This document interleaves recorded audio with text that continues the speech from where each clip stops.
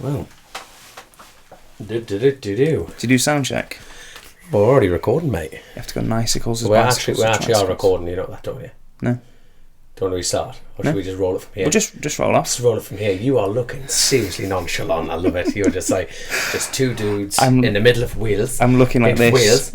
Just shitting myself, thinking, what am I doing here? I love it, and it's the first time I've ever checked myself out on a camera. This is quite worrying, to be fair, because no, it's not. It is. No, it is. No, mate, it is. No. It is 100% because the studio's consistent. You got no windows either. Exactly, no one can. Or mirrors. I know. There's a neighbour of yours having a shower. He's been in that shower for an hour now. You know what I mean? I feel like I should ring the police. There's kids nearby. You have kids. Jesus, you should be red flag, mate. Full on red flag. He's packing, isn't he? Is that the shower head? Is that Peter? Shall I do a bit of an introduction, or mate, which? Mate, I'm on there. Well, literally. Well, this is new. This is exciting. I love it, mate. So this is my first ever attempt at talking to someone. You weren't the first choice. I tried to get David Todd on, but he lent me a helmet camera mount from the pre-TT, so he's all good in my books. No, I like him. He's got a sense of humour. That's why you can have a bit of a fucking fun, can't you, son? It's got to be done. It's got to be done. So yeah, this is my first ever kind of interview with someone. Is it a podcast? If I call it a podcast, it means it's got to go to a level. You've got expectations, haven't you? See how this one goes first. If it gets like 300 views, then it's doomed from the start. Oh, hold on, mate. Aren't you like the shit on YouTube? No. You said that through a bit by lip. I've had one video that went viral, but it went viral. Does your missus know about that? This is the other one. So it went viral in all the wrong countries. So if it went viral in the UK, right, it would have been for people that like bikes. But because it went viral in Indonesia and Iran and Iraq, I'm not joking. There's going to be. Is this how the algorithm works? Yeah. So that on the Iraqi high street somewhere, there's going to be a statue of me. I don't know about it yet, but it'll be there. So yeah, everything's over that kind of the world. So yeah, this is going to be a new venture. So I was going to introduce her. So this is my first podcast. No, it's not a podcast. It's a chat. It's a chat. It's two people having a beer and just chatting about stuff we need to talk about, basically. So you are Dominic Herbertson. Indeed. You are 131 mile an hour at the TT. You're a podcaster. You cut some trees down. And you I just sound very boring, don't I? Chat a lot, yeah. So that was the thing. I was going to basically ask you, how are you? And I'd just sit on my phone and have a beer, and you just basically chat about things. So what I wanted to start off with, there's a few topics I want to go into, because every interview I've seen of you about your review shows, everything else like that, you haven't said anything. You said little bits. So this is basically about, I want to know what happened this year. Well, actually, we'll start from last year, because you got a call from OMG. Yeah. When did that come along? Before Christmas? Well, no, because we were at the bike show. And you were corporate then, already. Oh, I was sold me sold to the devil straight at that point there. So it's no, when did that call come about? When did that call come about? Why are you asking me? I'm trying doing to the interview. Stop. No, this is roles reversed. I'm asking you. I love. Oh God, the pressure's on. The pressure's on. I'm trying to. Yeah. Get your hand. When did Alan ring us? I reckon October. It was before the end of the BSB season. Well before the end of the BSB season. Alton Park. When was Alton Park? Was that next to last round? Or Was did it went. I think it went Alton, Donington, Brands. What, you should know this. I know I should know this. This Is about you. I've had that many concussions. You know what I mean? Since then, it's been phenomenal. It's been absolutely phenomenal. God, Ben, when did that happen? But when it happened, it was just like, this is just it. I was in shell shock on that side of things. Now I've known Alan like a long time, because obviously he helped me and Chrissy with the podcast. Yeah. On that side, and Alan he's a proper gentleman. You know, he wants people in racing. He sponsored like mini bike racing for years as well. You know, and it's like also doing like with James Hilly with the Dakar. And now, when did the Dakar thing happen with James? And was that 3 years ago? I think it was. No, he did he did Dakar this year, which is weird because it's in January, isn't it? Yes. This is proper bike chatting in a shed, isn't it? I like. We have no idea. We have no idea. We know nothing about motorcycle racing. That's essentially what we're saying here. I love it. So obviously, you know, Alan's like supported people for like Joe Talbot. Mate, the list is endless of who he's helped in bikes. Yeah. So, and as we know, I'm actually trying to think off the top of my head OMG's history. So when you think they ran, was Josh Elliott their first rider? I know he won Silverstone. That's on the Gixxer. Yeah, that was their first win. That was their first win, but was that their first rider in British? I think they've had a few riders because they had a 3-bike team, didn't they? Yeah, so I'm trying to, off the top of my head, I'm trying to think they've had Billy McConnell. I like that's the first name that always pops in my head when it comes to like OMG Racing. Like, have you met Billy? Never. What a human being Never. that man is. He's absolutely fantastic. He still does obviously British at the moment, and the thing is, I think everyone just gets a little bit happy in their pants when he's on track because you think this is just anything's going to happen with Billy on track. He's a showman. Oh mate, like how he does what he can do on a motorcycle is phenomenal. But like I tell you what, I'm looking forward to Thruxton. Sideways Billy. everywhere. Sideways Billy. He is the boy. Lap 1, lap 20. Yeah, all the way. No tyre left. No. He's literally down to the carcass of the thing, and he's still got a gum shield in, biting away. He's an absolute animal of a human being. But he did stock, and I remember him racing against Chrissy. But that was when Alan was obviously sponsoring him then, and it was. I think the idea was Billy was going to go into superbikes after that. But going back to the list though, we've got Josh Elliott, Billy McConnell, Gino. Shit the bed, Gino, yeah. I'm thinking of the colours. I remember the colours of the bikes. That was Now, do you agree to that? Yeah. Like the multicoloured bikes? Yeah, because we did it for... we copied it. when we did the No Limits Endurance, the three of us had the same bikes. Black fairings, different colours. Who's we? It was me. Who's we? Me, Baz, wasn't me. Josh. No. Baz. Little Mario. Yeah, you know him. Baz. Give me a name. It's gonna be, if it's Welsh, it's Evans, isn't it? No, Dimlo. Dimlo. Jesus, he could pedal a bike. Yeah, he's just done Donington this weekend. OMG, the list. When did they call? No, can we just play? Let's play down the game. We're going OMG. OMG. Okay. So the list is Gino Rea. Yeah. Josh Elliott. Yeah. Well, they also had... Who else did they have? I know they've had Brad Ray and Kyle before. Yeah, Brad Ray, Kyle. Hillier on the roads. That was OMG as well before it became WTF. Yeah. Trying to think of the posters at PCR. I'm trying to think of the colours. I'm trying to think of the posters. Because I tell you what, if you like, considering we're a million miles away from Birmingham, are we a million miles away? We're about 3 hours away from Birmingham. Gee, it's like 5 for me. But obviously in Birmingham, PCR, who built the bikes, who builds the bikes for Alan, obviously like all the winning, like every time they've won a championship and even leading the championships, have come out of Paul Curran's workshop. And I tell you what, you could eat your dinner off the floor in there. Oh, yeah? Oh, mate. It's just like, Paul pretty much almost looks at it and goes, can you wipe your feet, son? You know what I mean? Take your shoes off. Take your shoes off. Get them shoes off. And the dyno man's called Dutch, like the Flying Dutchman. Brilliant. That's just... That fills you with confidence. Doesn't it? I'm sorry, do you just want to take your bike there now? Who's doing your bike? Dutch is on it. Dutch is on it. Leave it with him. Mate, I could tell you what, and he just smokes rollies as well. He's like, that's such a Dutch thing to do, isn't it? Yeah. He's not actually Dutch, but the man's called Dutch. Be better. Dave's on it. Dave's got your bike right now. Yeah, Dave. It doesn't sound quite... It doesn't roll, does it? You know what I mean? So you got Dutch. I like that. Dutch. And I tell you what, like Paul, around that team, they are like... It's a proper...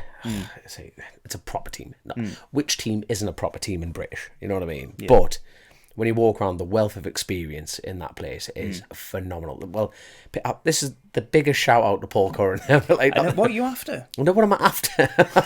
What am I after? No, but honestly, they've got their own engine. They've got their own engine dyno room, suspension dyno. They've got, mate, without sounding cliche, but they are literally a one-stop shop. If you want to take, like, you could roll up there barely with. In fact, you don't even have to turn up with anything. If you rang Paul Curran and said, "I want a race bike," he'll build it. They'll build it.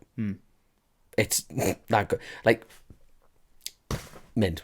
It's mint. Even like, well, bear in mind, Tommy Hill works with. I think I'm not sure he's crew chief. He's not his crew chief, but Tommy Hill's like his. You know what Shaky is to Brad Ray? Manager. Might be his liaison? Manager. No, it might be I think it's outright manager, because I know Shaky's definitely Brad's outright manager. Yeah. No, that's right. I think Tommy Hill is his manager, but obviously Tommy has got his own. Is it Tommy Hill Promotions? Yeah. Is it promotion? No, production. No, it's not production. Does he Anyway, film? Google Tommy Hill, and you'll get a fantastic YouTube clip of him flying around brands with an American with his own fake. What a man! What a man!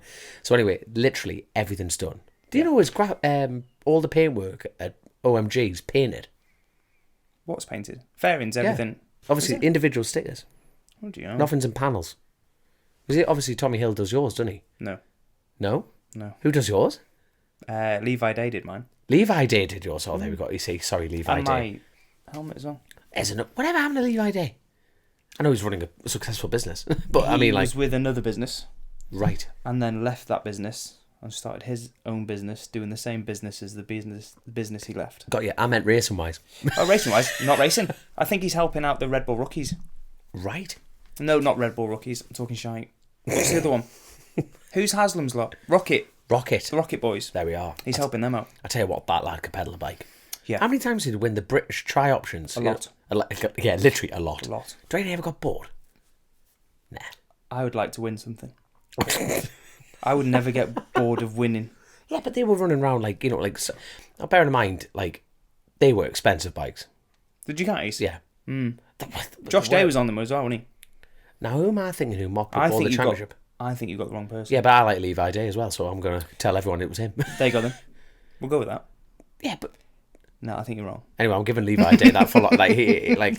Okay, Tri-options champion. I'm very sorry, multiple. Josh. Okay, right. If I actually look at TSL before coming on your show, I think your show. I think what we're going to call it. What are you going to call it? I feel like you've already done the introduction, but what are you going to call it? I don't know. Bike chat. Wow, that's shit. I know. Do you know? I even thought I did think about this. Did you not chat GPT it or whatever you call it? No, I can't use that. I've downloaded it and I talked to it and it just doesn't come back with anything. So, you know when you ask a question, exactly, and someone's just like completely blank. If I ask it what anything is, it just doesn't come back to me. It's a waste of a download. That is, yeah, sounds like literally talking to me. Yeah. Yeah. So, anyway, I feel like the short. I feel like I could shortly blunt this off, but it's not really my style of doing that. But so my roundabout point is when Alan Gardner. Mm-hmm. Me and Grace got that wrong once for the podcast, even though he sponsors the podcast. What did you call him? Garner. It's Gardner. Put a D in it.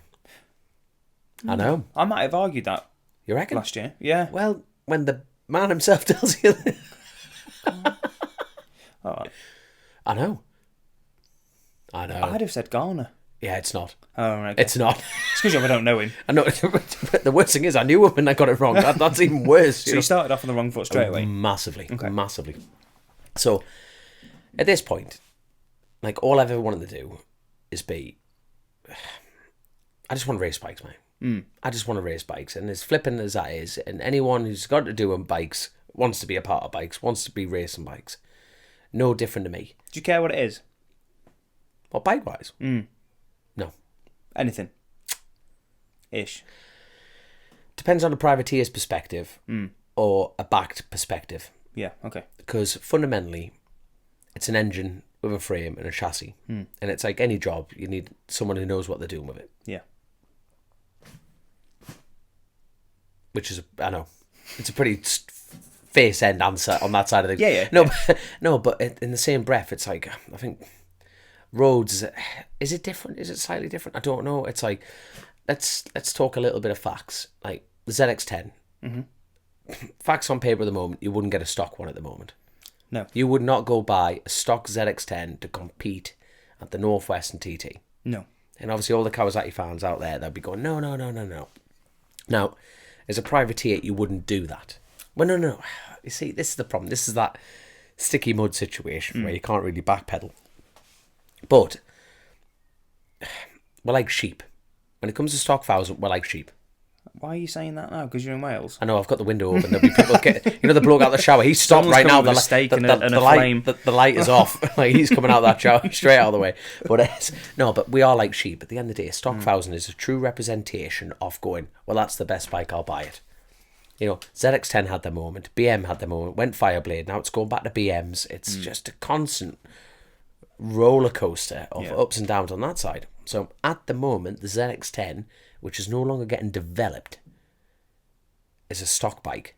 It's shite. it's just not quick enough. You know, when you think you can go buy a Fireblade with 217 brake, you can go buy an M1000RR with 220, and then, you know, a Fireblade, you'd be lucky to scrape 200. Yeah.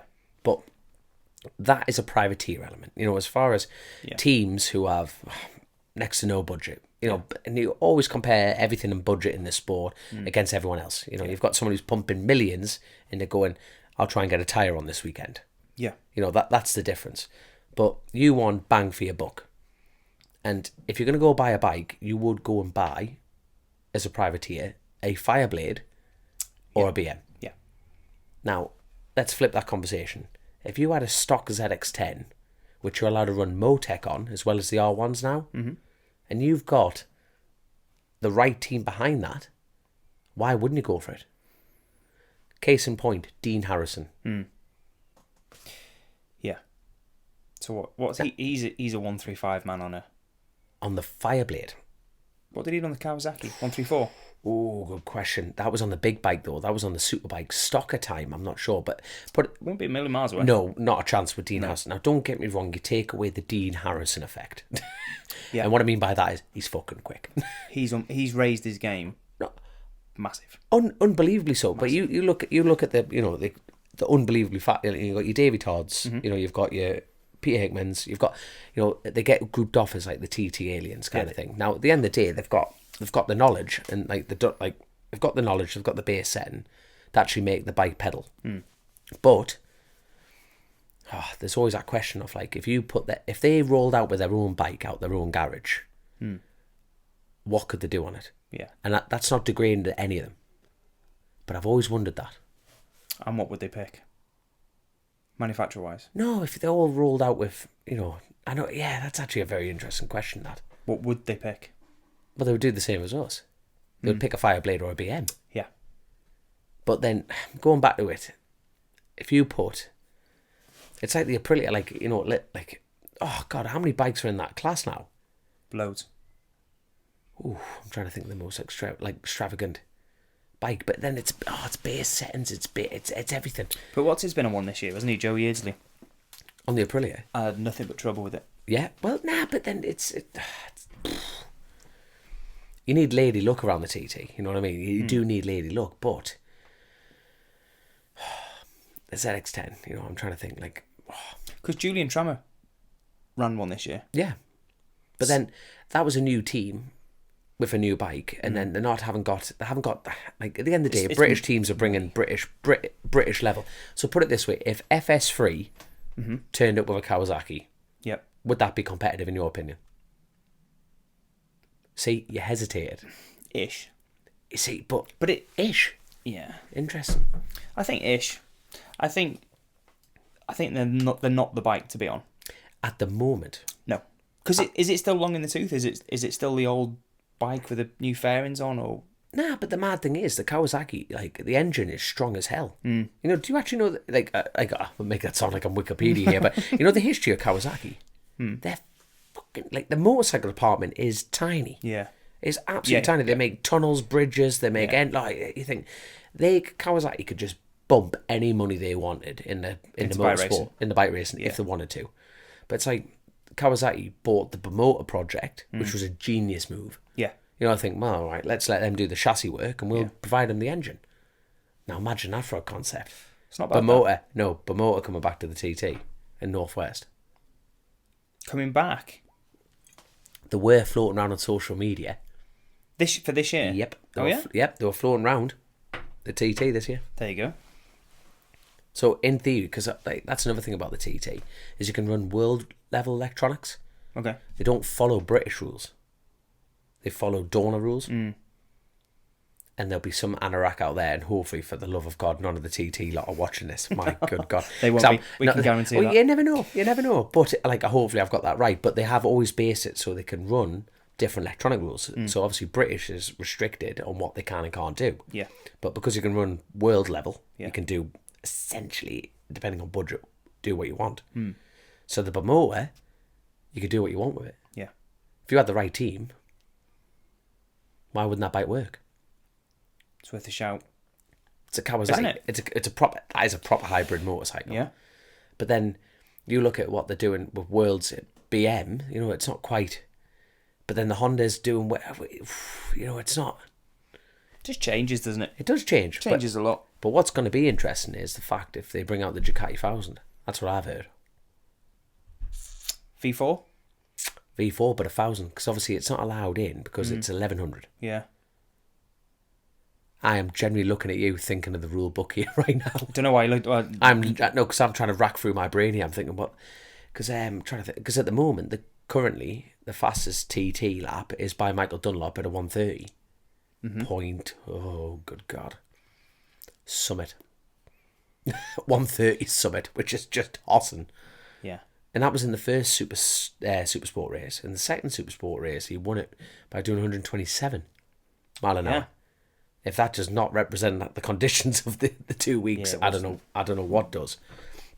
But going back to it, the ZX10 with the right team behind you would work. TT? Not. It's got a long way to go to catch up to the BM and because the Honda. That is the facts on the table, and facts are given to us by data received. Yeah. And at the moment, the data received is it's not as quick as the Honda or the BM. Because it was like 10 mile an hour down on Sulby. Who was that on with? I'm sure that was Dave O'Johnson? No, I'm sure that was last year. Dean was Dean on a Kawasaki last year? No, he was on the Honda. So I'm trying to think how long he's been had that Honda contract now. Maybe 2 years. Because I'm trying to think. Davey Todd did the Padgetts on Honda. Because Davey never got his chance at Honda because of COVID. Remember that old chestnut? Can we say that word? COVID. The C word? I've no idea. Depends on the algorithm. Don't know. You'll have to edit that out. Yeah. Can we actually carry on talking about it? I don't know. The C word.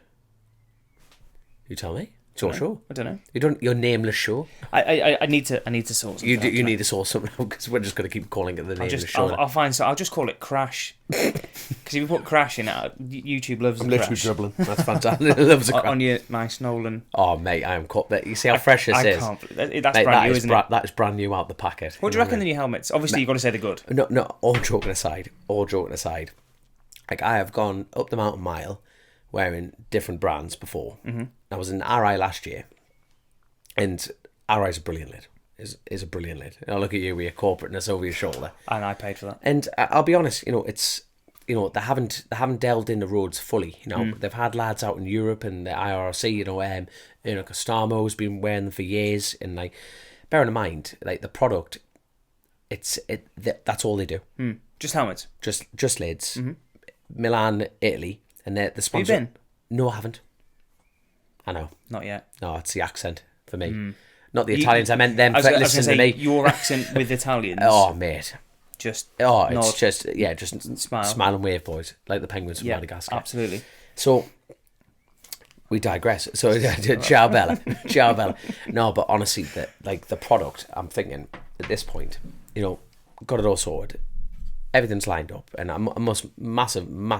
So Maddie Patterson, who actually put that in line. Okay. So massive shout out to her. Thank you so much. They were looking for ambassadors. They went for the roads this year. They went for me and Paul Jordan at that point. So they needed rough and smooth. Absolutely. So Paul's a good looking fella. I need to mount the masses. Yes. Thinking, right, you need to water it down a bit. You know what I mean? Who's going to take a few risks? Dominic, you know what I mean? What's he going to put on his bonds? And Nolan, you know what I mean? And unfortunately, I have tried it just before the TT, which I'm not very proud of. And you know what? 0 concussions. Fine. Mate. But like, in the past, I've ridden different brands. And like, I've gone at the mountain mile and it's moved on my head. And that was on a 600. That was actually my first time at the TT. It was a very big brand as well. Oh. Very big brand. And I was like, this thing moved. And then I actually went to RI at that point because I went, like, what was selling in the paddock. Could be the size of your head. How big's your head? Large. Have a guess what size my head is. Extra small? Yeah. Yeah, it's square. How?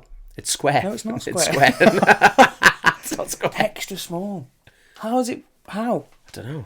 You've seen the helmets of Red Bull rookies or something? No idea. I get that. I'm sure that's a women's. And I, honestly and genuinely, I reckon I can go for an XX. Is it cheaper? S. I get good deals on them because nobody buys them. Because no one's got a small head. Apart from... I'm literally just staring at your forehead thinking... How? How does it work? If I put a medium on, does your hair come out like that as well? I just spin it on my head. Yeah, I wake up like this. Does your wife just prune you? Just blows on me in the morning. Lucky man. Oh no, nothing like that. No. No. That's about it. So, but like, so I went alright at that point, and like I say, things got rolling, and then Nolan went out. Honestly, what a bunch of an amazing people. You know, over Zoom calls, like met them up in person.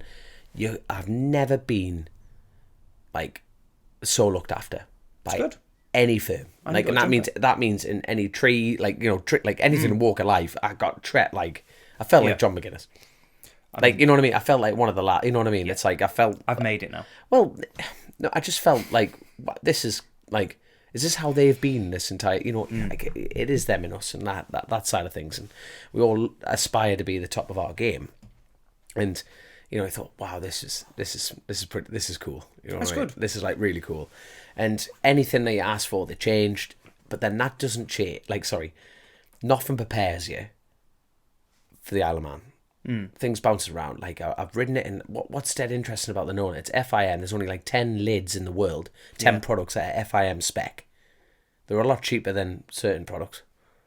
But the FIM and the standard you have to be at FIM is huge. But bear in mind, their lead brand ambassador is Casey Stoner. Yeah, it's not bad. Yeah, it's not bad. You know, you think now, bear in mind, when he retired very young, and it was actually quite a while back, and he was wearing them at MotoGP level. Yeah. That's all they do is build race helmets.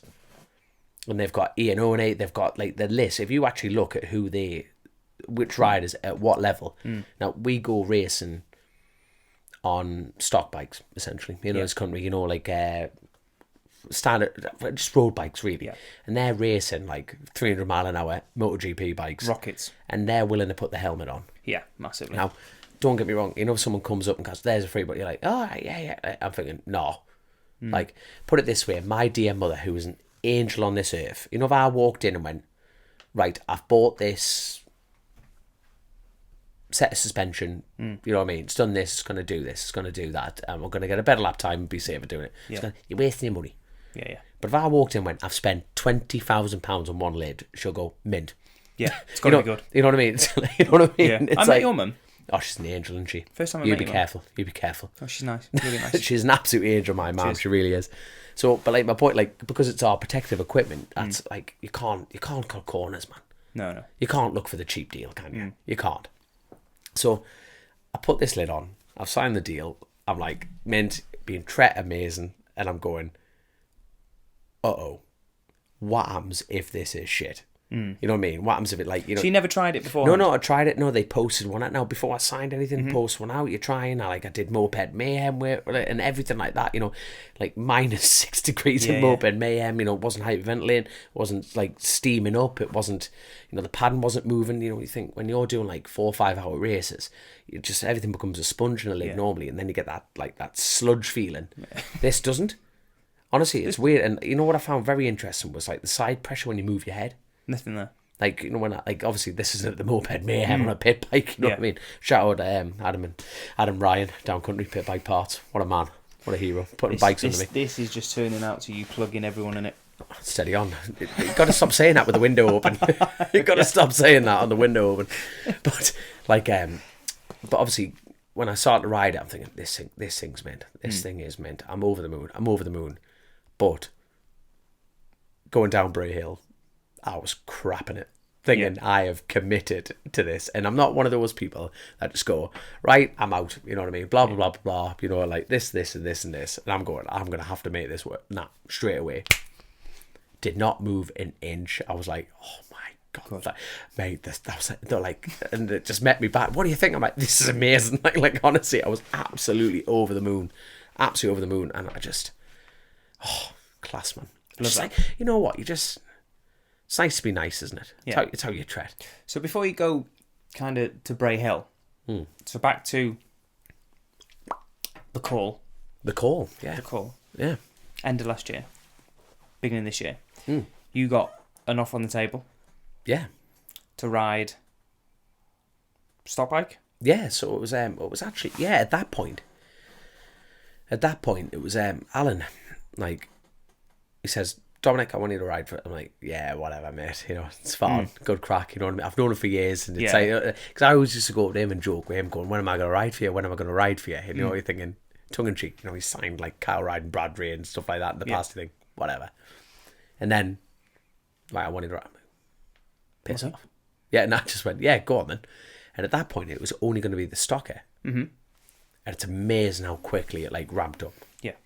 It was phenomenal, actually, and it was just like stocker. I rang my Lauren. I'm going, here, look, the game's on here. We've actually got this. Now, that was the biggest thing for me. It was a paid ride. It wasn't a free ride. Okay. It was a paid ride. I was like, I've made it. And you know what? It's like I'll die with a chainsaw in my hand at some point. You know what I mean? It's like and you've got a certain amount of time in racing, period. You know what I mean? And it depends on what level you want to go to. Yeah. Not levels. That's a total bullshit. I know you don't edit this show, so I'm just going to backtrack naturally. So it's not the level. It's about what you want out the sport. So with getting that phone call off Alan, so the year before you'd raced for Burrows. Yeah. Had they done the same thing where it is, you know, when you go to do a contract or when you meet each other, do you sign the contract saying this is how much I'll bring, and do you have to pay crash damage? How does it work? No, so like John, so I rode for John at Tamregate, which has just come and gone. So that was the first time. It was oh God, Bennett, who was it? They got injured at Cookstown, and I stepped in for the rider. And went to Tamregate, and it was just like first time there. I had a great time, skids and wheelies, and like I won the race. I was like, get in, this is going well. And what bike was that on though? That was on the R6. Okay, that was a stock R6 at that point. But then that's what I liked about John. Then I was like he says, look, it's only a one-off ride till our rider gets back, and he's a loyal lad. He sticks it out on that side of things, which is mid. And then they parted company, the pair of them. And then got the phone call and went, oh, this is mint. You know, Irish team. Yep. The other half's Irish. This is ideal. I said, I want to do X, Y, and Z. No problem at all. And, like, I have never been in a position to pay for a ride. No. Ever. No. And part of me, that does my head in, people paying for rides. People say people. Well, but now people have to. People's perspective is, you know, when Glenn Irwin's got injured now. Yes. And you see on the forums on Facebook, and they're like, so and so will have it. Give it to so and so. Give it to so and so. You're like, well, how much money have they got to bring into that team to actually ride that bike? 100%. You know, or bring Rory Skinner into it. Well, no, he's contracted to another team. You can't just put one person on there and do that one. So, when you rode with Burrows, I saw you at the TT that year, and the setup and everything is so good. Yeah, dead professional, and you got your first podium. Yeah, I did. Yeah, in the lightweight race, but it was like I'm very grateful for John for giving us that chance, because I had to pay tyres, fuel, and crash damage on that side, and I think, well, that's like something I was doing anyway for myself. But I tell you what, it felt very different. It felt very different at that point. In what way? Because, to be blunt, you know, when you go racing with your own bike, you crash it. Like, I've always been the same. Yep. If I crash my bike, I put it in the shed till I can afford to fix it. Yep. It felt very, very different. Now, to be fair, 100% fair to John, you know, he was very much on the fact of going, I said, the TT, I said, I'm not paying crash damage. Yeah. There was no way I'm paying crash damage. I mean, if you're falling off at the TT... Yeah, exactly. Like, you know what I mean? And you know what? John's a TT racer himself. So, beyond fair play, you know, he's like, look, I totally understand. So... We got to the end of the year, and we got my first TT. It was class. You almost had two. Almost, yeah. I know. Got after the first time in TT history that went back a lap, and I got mugged. I know. Mugged. Mate. There's a question for you. Did you learn a lot off Peter Hickman when he came past you? Because what number were you riding at? 11? 12? 9. Oh, 9. Other way. 9. He was 10. Hickman was 10. Okay. So then you had Davy Todd and Josh Brooks, and trying to think, I'm trying to work out the race. So no, we got going, but like the mad thing, you know, it's mad. You know when you go racing, and you just get stuck in. It's that rabbit to catch, and you think, this is Peter Hickman.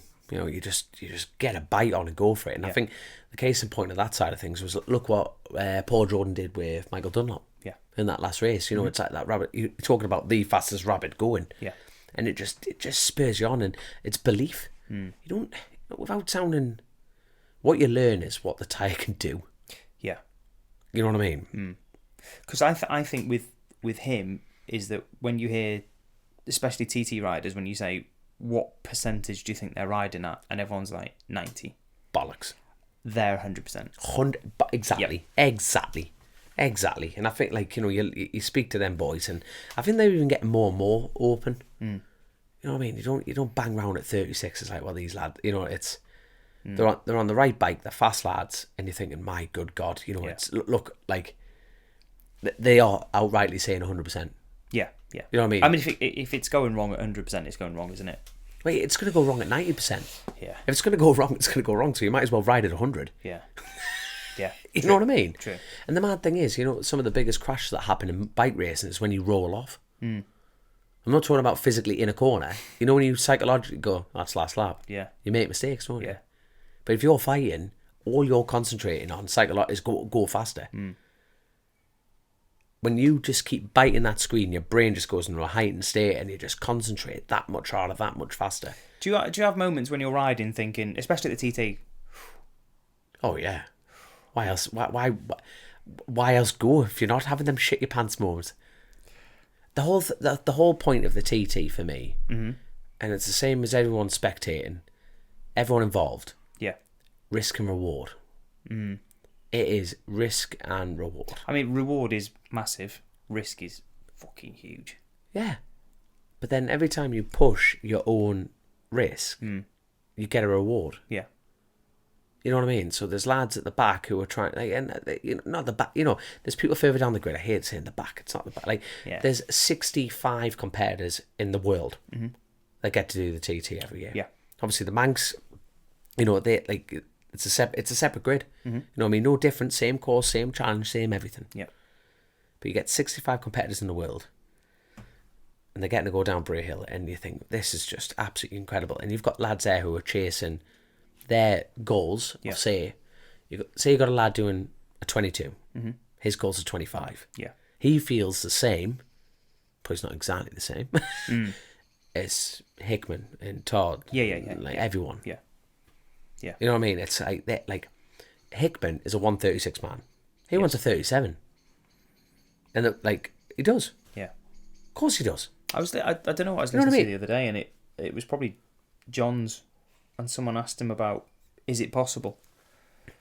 Ooh. And he was like, well, if the weather plays ball, and a 37's possible. But when Hickman crashed at Ginger Hall, he was under the lap record. Oh, was he?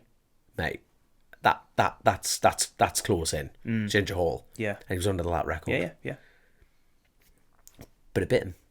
Massively.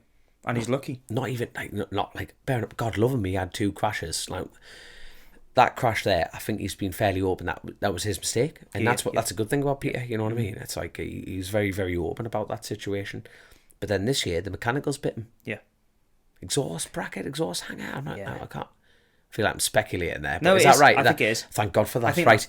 That's something to do with the rear tyre. It's dropped or it's jammed in. But you think, where he comes off. I tell you what, it was funny because obviously I was on. You know what's mad? You know when you go like you're hanging around like behind stage because obviously TD put the Monster Park on. It's cool, man. You know what I mean? Everyone's there, but then you're just getting a load of like awkward riders just chatting shite to each other, going, "Yeah, you're all right, yeah, good ride, yeah." And it's meant, and I tell you what, like he's got a proper, he's got a mint sense of humour. Is Davey? You know what I mean? So he's like coming over. I'm like, fucking, so what happened to Peter? He goes, oh no, he's back out of hospital, which is good and everything like that. I rode through the crash. I went, I've never thought of that. And Dave was like, I know, I don't think anyone has, and he's right. So where? So you got your left at Ginger Hall. You got Ginger Hall pub. Yep. And it goes bump. Yeah, you got now. There's that bump never used to be there, right by the telegraph pole. It's actually a bit of a crest now. So the front goes light, comes back down and grips and goes again. But then you're correcting, like mid-corner, you're trying to line it up for the right-hand side, and it's just riding away from you. Yeah. But then you drop down a hill, you hook a gear out, you come through Kerramore, and what a corner that is. It's better now. It's been resurfaced. Oh mate, no, but like even before that, it's like a berm. Yeah. It is like a berm. It is. The bike compresses. So where's he come off then? That next kink on the right? Oh, shit. 140 mile an hour. Lucky boy. Wow. Like, mate, you don't even, like, the amount of riders, you know, like, even like what Dave was saying was like the mad thing is you don't think, it's a kink. And I think every rider feels like the same. It's like, it's you analyse risk different. Yeah. TT, you just can. Some corners, you're like, I need to make time up there. You know, I need to make time up. But then it's a little bit to actually build you at the time. Yeah. But put it this way, like, you don't become a 136 man without etching out every bit of that corner. Anything, it makes you realise 140 mile an hour. Yeah. Through a bit that you feel like, all right, I'll build momentum, go through Ginger Hall, and then you're like your fifth, sixth gear through Ginger Hall. Yeah. Like after that, you know, the illusion of being like third and fourth, you feel slow because you're going down the box. You know, that brain just goes, right, I'm in a low gear. Bike's revving its nuts off, but you're like, but then you're only in the fourth, fifth stick trying to turn it. Like, wow, this is Valhalla calling me if this comes on. You know what I mean? But going through there is just bananas. But like for Hickman, 2 corners apart, you just think. But then, like going back to it, it was a mechanical. And you know, you look at like David Jeffries, like, you know, lamp, like telegraph pole across. It's like some. Yeah. There's no forgiveness in life. Never mind bike racing. No, God no. You know what I mean? God no. So with you at the start of this year, so when you obviously got that phone call and they offered you a Honda 5-blade. Yeah. Soccer. Yep. And they were like... Oh no, sorry, I was talking about the elevation of the deal. Yes. So it was a stocker at first, and then it became like a super bike as well as a stock. I was like, yeah. He goes, yeah, don't worry. I'm like, yeah. And then it went from there to, we'll get you a super sport as well. So did that one-off fee, let's call it, cover all those bikes? The one-off fee? Yeah. So it's a paid ride? Yeah. Okay. So I was getting... Sorry. I thought you had to bring money to the table. No. Oh. No, sorry. No, I didn't have to bring a drop of cheddar to it. I was getting paid a wage. So you were literally... This is the money. These are the bikes. Mate, that's what I'm talking about. That's why I'm sitting here with a smile on my face. That's how the deal elevated. So it went from just a stocker... to a super bike. Do you want a super bike? I'm like, yeah. You know what I mean? It's like, asking a junkie if he wants more crack. You know, it's... Because did you go testing start of the year? End of the year. End of that year. Mm-hmm. In December. You know what I mean? So Alan hired out Almeria. And Joe Talbot was on first time testing. Bradley Ray came back to do his first test. Mm-hmm. What a cool guy he is, mate. Yeah. Brad Ray, you know, said, you alright? And it's like, my God. And I tell you what, right, Joe Talbot, God, I hope he gets his chance at Superbike. He will. I really hope he will. Yeah. Because that lad took to it like a duck to water. Really? Oh, mate. He was only like, he would go like half a second under Brad. Brad would go back at, like, you know, just total chilled out. Yeah. Brad would step it up by a second. Straight away. And then, but then that momentum continued. Then Joe Talbot would go out, find a second. And it was always just half a second behind. But it's his first time on the thing. Fast. Mate. And so what were you riding? So me and James were out there on the stocker. So James last year had the 23 and they built a 24. So me and James were sharing the same 600 as well as the stocker. Yep. But mate, it was just class. I'm like, I was just like, this is it now. This is nuts. Yeah. Like, this is nuts. You know what I mean? Like I must give a shout out to Holly Burrows. Different boroughs. Okay. Different boroughs. Not an Irish one. Not an Irish. No, it's very, very Birmingham. Very, very Birmingham. Blonde, this one. But but like Holly Burrows, my giddy aunt, like that is the most powerful woman in the paddock. Oh yeah? Next to me, like she runs everything. Everything. So Holly Burrows is married to Paul Curran. All right, okay. Hold on, not married. Anyway. I hope so. They have a child together. They live in the same house. They're friends. Very, very close friends. Very, very close friends. I'm just trying to figure out why they don't have the same surname. So anyway, on my phone, it's Holly Burrows. It could be Paul. It could be someone else. Could be. I do not know. Anyway, power couple. Yeah. big power couple. Yep. So Holly runs everything for Alan. And if you had Alan sitting here now, he'd be telling you the exact same thing. Yeah. That is a Holly says jump, you don't even ask how high, you just jump, bitch, until she is satisfied like that. But unbelievable, she runs everything, and everything's in the time to her. And the best thing about Holly is, on the bottom of the email is, don't ask any questions, because all the answers are here.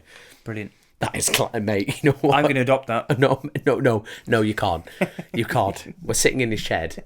We're Shed? It's a man shed, but you know. But anyway, Holly is just like that. Is she could run a country? Yeah. In a it's a part-time job. Like that is how organised she is. It's class, man. It is absolutely class. So I tell you what, even going on that trip, man, every hire car, every room, everything was through Holly. All sorted. Everything, bang, boof. But she's like, I won't be there and stuff like that. But like, do not ask me anything because everything's sorted. Dinner time, everything. Even at a BSB meeting, like email, it's just like you will be there for that and da. So you've basically been given everything. Yeah, that was the dream, right there. It was happening. So hook, line, and sinker, the dream. So the big question is, what happened from then? What happened from then? Exactly. Is that a word? What happened from them? Then? What happened? I've had a beer and I've been blabbering around for ages. My good God, you don't want to see how long I've been blabbering. We're not even remotely. We can edit. This is how. Oh my God. Good God, that's worrying. So from going to Almeria, on a stocker. Yeah, everything went having mint. Yeah, flights, food, hire car, drinks, paid for. Getting paid to be there. Yeah. So the question is, I'll rephrase it. What went wrong? What happened? You know what? God love them. They all got chucked under the bus. Yeah. Which inadvertently got us chucked under the bus. Yeah. So when did you get the call? Or how did that go about? A lot of people won't like me saying this, but like I totally agree with how Alan did it. Yep. And he literally set up a WhatsApp group, and he put all the riders in. Yep. Me, Joe, Brad, Kyle, James. In the same group, and he wrote, it was like, I can't remember the exact thing, but it was pretty much going, it's unfair to tell you one at a time. Yeah. You know, one person being first and one person being last. Yeah. But this, like, sponsors pulled out. And that's it. Now, bear in mind, Alan, obviously on Chasing the Racing podcast, he did, you know what, fair play to that, doing that interview. He came out and said it. He just, what's he got to lose? Yeah, nothing. He's got nothing to lose. And he's got, like, this is the fact, you know, he's unbelievably matter of fact. And that's why I was so chuffed when he asked me to ride. Yeah. Because he thought, well, he doesn't hand out freebies. You know what I mean? When was this, how many weeks was this, or months before TT? Oh, but 1st of April. All dates. It was, yeah. 1st of April. Yeah. I tell you what, so obviously he sent this text out. And I rang Alan straight away thinking. Yeah. I said, Alan is... He winded me up. I said, are you winding? He goes, no. I said, Alan, are you winding me up? He goes, mate, I'm not. I goes, Alan, I'm going to ask you one more time. Like, not threatening, Alan. Like, tell me. Like, if this is a joke, seriously, mate, you know what I mean? It's like, and he goes, no, I'm being 100%. I'm like, shit. Yeah. And it was like, how are you? And it was just like, fuck, like, bear in mind, like, the amount of keyboard warriors out there, it's disgusting. It is disgusting. Yeah. Like, piece of shit, like the abuse he was getting, and the whole team and people affecting, like, you know, and you know when Alan comes on air and goes, oh well, you know, I don't really care. Alan is that like, you know, his emotional control is that like if you pissed him off, you'd know about it. Yeah. But in the same breath, he's got thick skin, but he's also a very caring fella because he's like, what he gives a shit about is people's livelihoods. Yeah. And that's all he was caring about. Yeah. He has 40 staff. And that's another thing that people don't realise, that a lot of teams in the past have like switched their phone off. Yeah. Thrown it in the sea, and you'll never hear them from again. Yeah. They don't pay the bill. Alan, I tell you what, poor Holly and Paul, because they just it was just damage control straight. Like, it was relentless. It was relentless. They paid and covered every bill, everything. Like, to a blow. So was it the fact that they couldn't run the bikes? So OMG is still not collapsed. Yeah. WTF hasn't even collapsed. Yeah. They lost their operating budget. Yeah. So bikes are all paid for, staff are all paid for, everything. Yeah. We just can't afford to run these bikes. So now, in theory, so obviously speaking to Paul Curran, don't know if I'm going to get in trouble for saying this or not, but you never know over life, do you?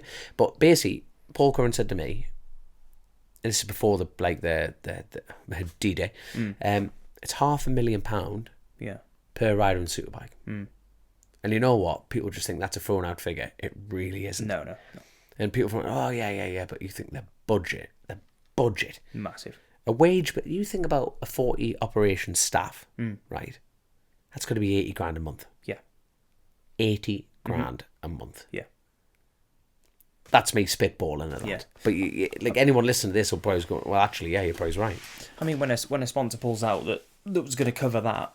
But that's the thing, they'll put an invoice in, say it was going to get paid. Nothing got paid. It's obviously the end of the tax year. Yeah. April, isn't it? Bang, wallop, lights off. Literally, lights off. So you've had that WhatsApp message and you phoned. Yeah. And it's like, Dom, it's not happening. Nah. What'd you do? I was like, what did I do? So you're April, TT's end of May? End of May. 6 weeks? 5.5 weeks? Yeah, 5.5 weeks at that point. Yeah. Any other offers? No, 5.5 weeks. Like, you have a whole year to prep it. Mate, you can't. Everyone's signed and delivered. You know, it's mad at that point. You think, well, you can't, you don't want to ring people. No, and that's not a pride thing. It's a bit like, I'm not a poacher. Yeah. You know what I mean? And you want to go there with a good bike and a good bunch of lads. Yeah. And if that's not you're ringing up people that you want to work with and go, well, hey, yeah, do you want to come work for? You know, you can't. I'm not that person. You know what I mean? Like, so, but when it all happened, I thought, shit. Yeah. But it wasn't shit for long. If that makes sense. It was like, what I'm going to do. You know, like not wallow away and sit. It was literally pick up the phone and start ringing people as quick as you can. Like, as quick as you can. And it was like, well, at that point, I was trying to sell me Ducati V2. Yep. And I was like, right, well, let's pull that back out. And then I realised the engine was over mileage. Like, obviously, the crankcase was absolutely knackered. And then when the news hit, it was like, it was the biggest thing that happened in bike racing. Yeah. At that, life. Yeah, but you know what I mean? It was huge, wasn't it? It was huge. And it was actually Grace Rouse. He said, well, like, you know, what are you thinking? I said, I've got nothing. Yeah. Because the amount of people, when I got offered a ride, and I'm very, you didn't see me over like, face tube and everything like that, going, oh, well, I've got this and I've got that. I'm far from it, I was at a professional level, and I rang my friends and rang my sponsors and people have supported me to get to a point of me to get to a team level. Yep.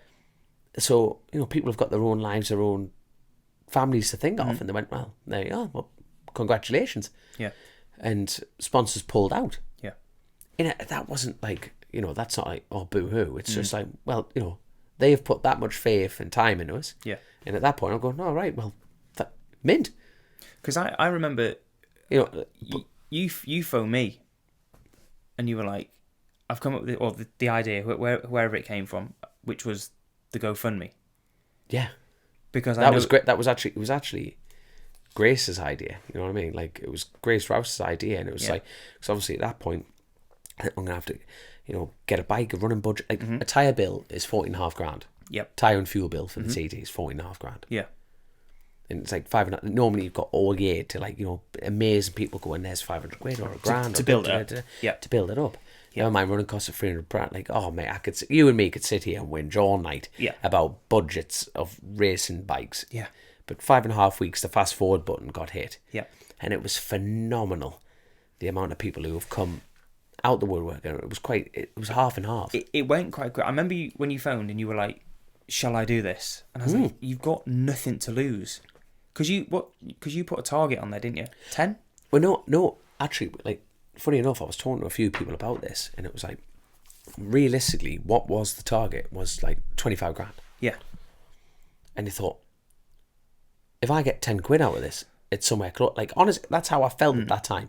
When I saw that target, I was like, no, but you see, I'll be honest with you. I'll be very honest with you. Like, I put that target out there thinking we're going to get nowhere near it. Hand on heart. But then that's what I thought. That 100. How could you not? That's what I thought. You know what I mean? People have got 5 weeks, 6 weeks before the TT. This is not going to happen. No way. And and you just think, right? Well, if we get a couple of grand, we could do this. Mm-hmm. If we get a few more grand, we could do this. Yep. And it dictated absolutely everything what was achievable. Yeah. You know, that's going from like, can we buy 2-lap tyres to buy race fuel? Can we do this? Can we do that? And it just dictated everything. But obviously, you know, when you talk about the whole budget as a whole, it was like, well, actually, that's what we need to get to go to the TT. But it snowballed. Mate.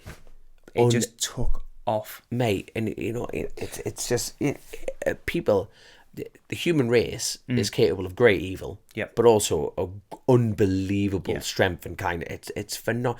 I'm a fat Geordie knacker from the northeast. There we are, very much agreed. And it's overwhelming.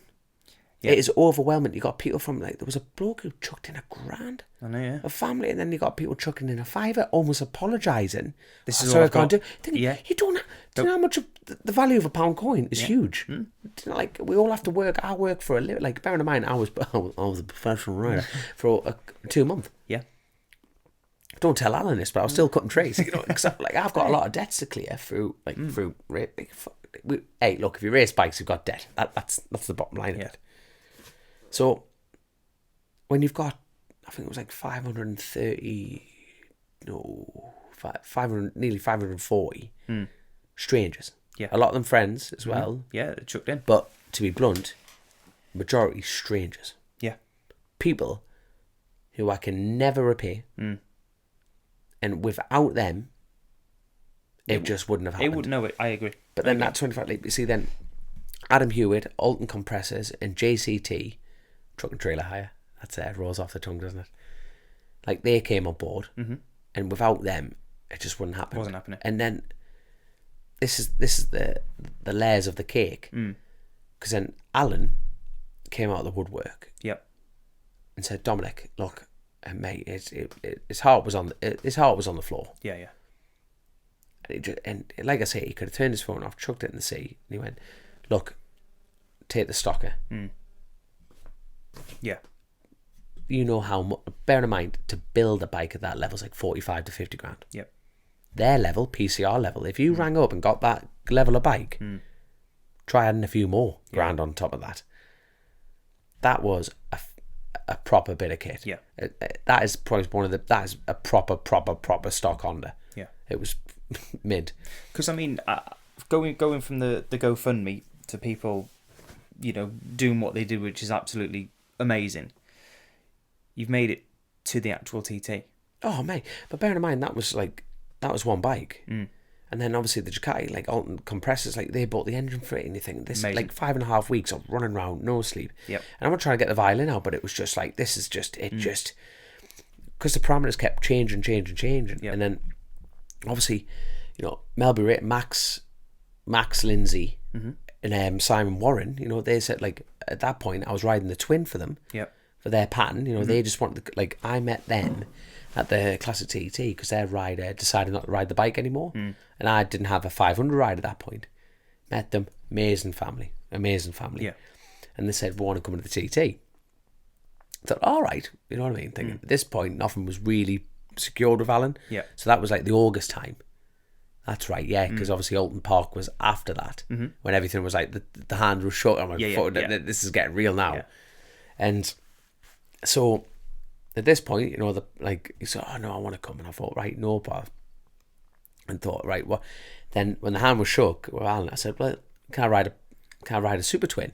Because yeah, if you find one, go for it. And then Simon was like Simon Warren was like, yeah, you know, let's do it, kind of thing. Then he only went and bought a pattern, didn't he? As you do. As you do, you know what I mean? What an absolute gentleman. That whole family, absolutely amazing. His dream was to do the TT. His dream was to do the TT. And he openly had a chat with me after the Manx, who, Tony Dunn, oh God, I'm going to get the name wrong. Tony Dunnell, who ran his classic for him. And Simon went, look, I'm not a mechanic, you know, I don't have the infrastructure, no nothing.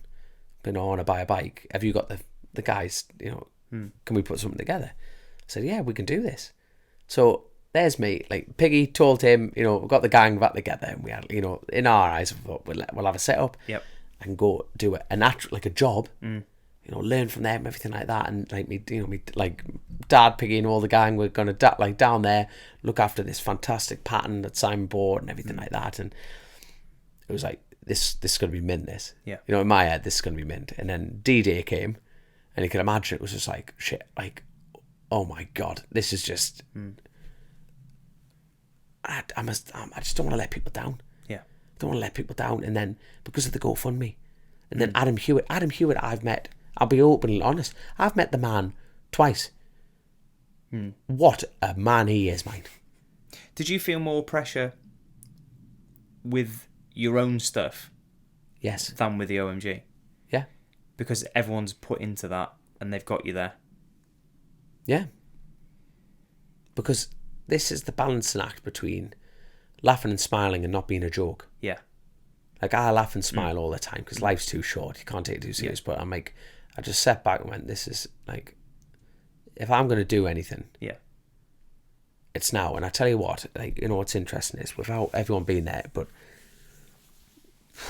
it was just, I had to lean on me. Like, my mates just stood there like soldiers and just went, what do you want us to do? And I just, you know, when you just think, this is going to be a lot. They knew it was going to be a lot. Yeah. But I think we didn't realise, obviously, the way the TT went this year, for everyone, I mean everyone, I think there's been a big price paid. Yep. Yeah. You know, I've got friends who have like come with me ever since I first got on a bike at 21-year-old. And they've come to me going, I don't know how I feel about the TT anymore. And that's not about the event or anything like that. But one rest day, because of the weather. Yeah. Yeah. It was brutal. Absolutely brutal. But then, it's overwhelmed. Like, From the outside looking in, there was a lot of riding. So it was relentless. Yeah. To put in 2 races a day, you know, to having that one rest day. Yeah. And then it was like literally wait around all day, see what the weather does, go again.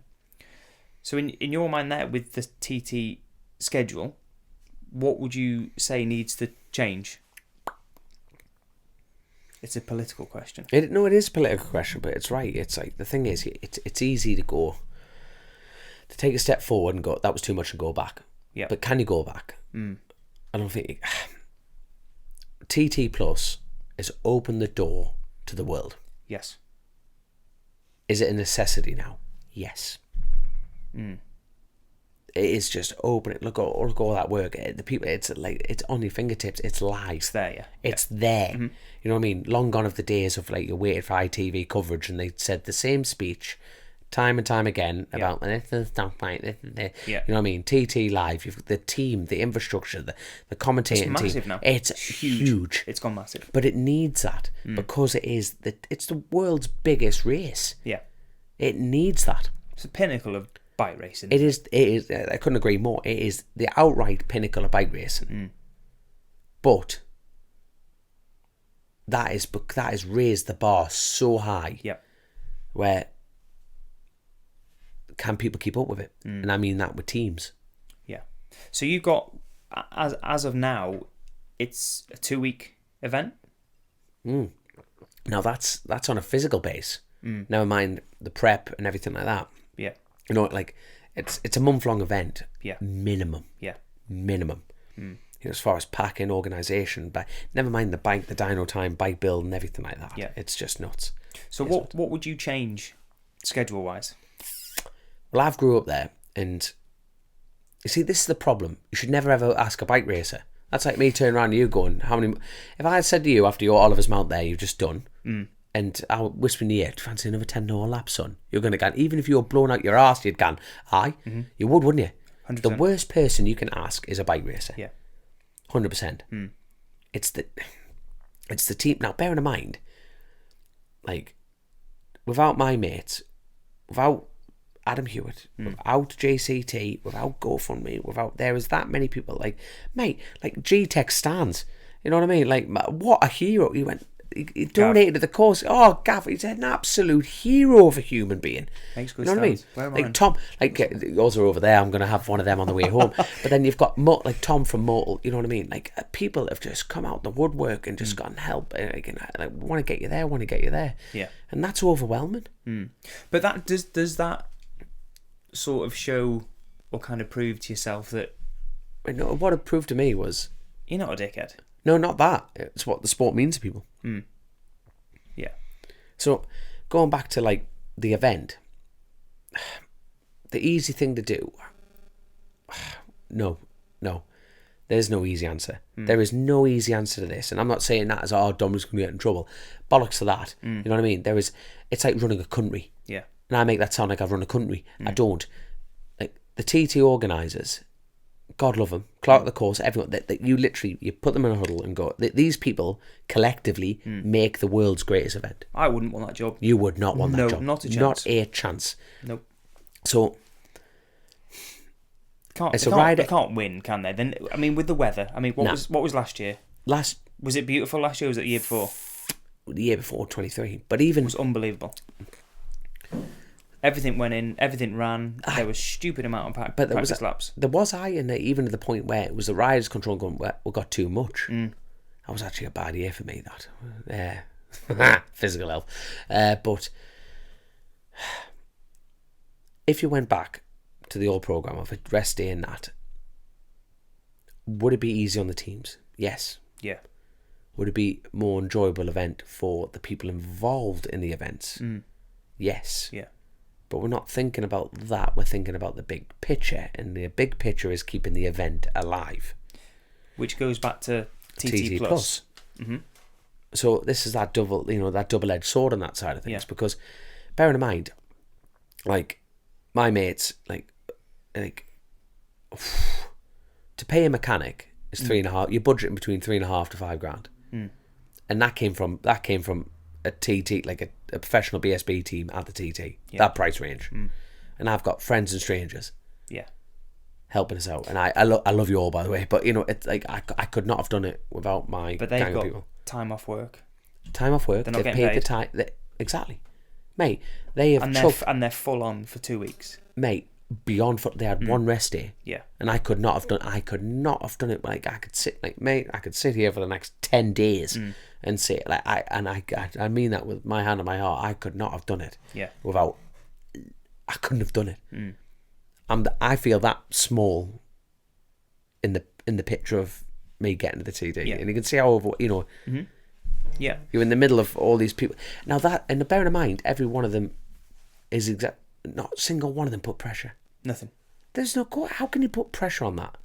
So when they're helping me fulfill a dream. Yeah.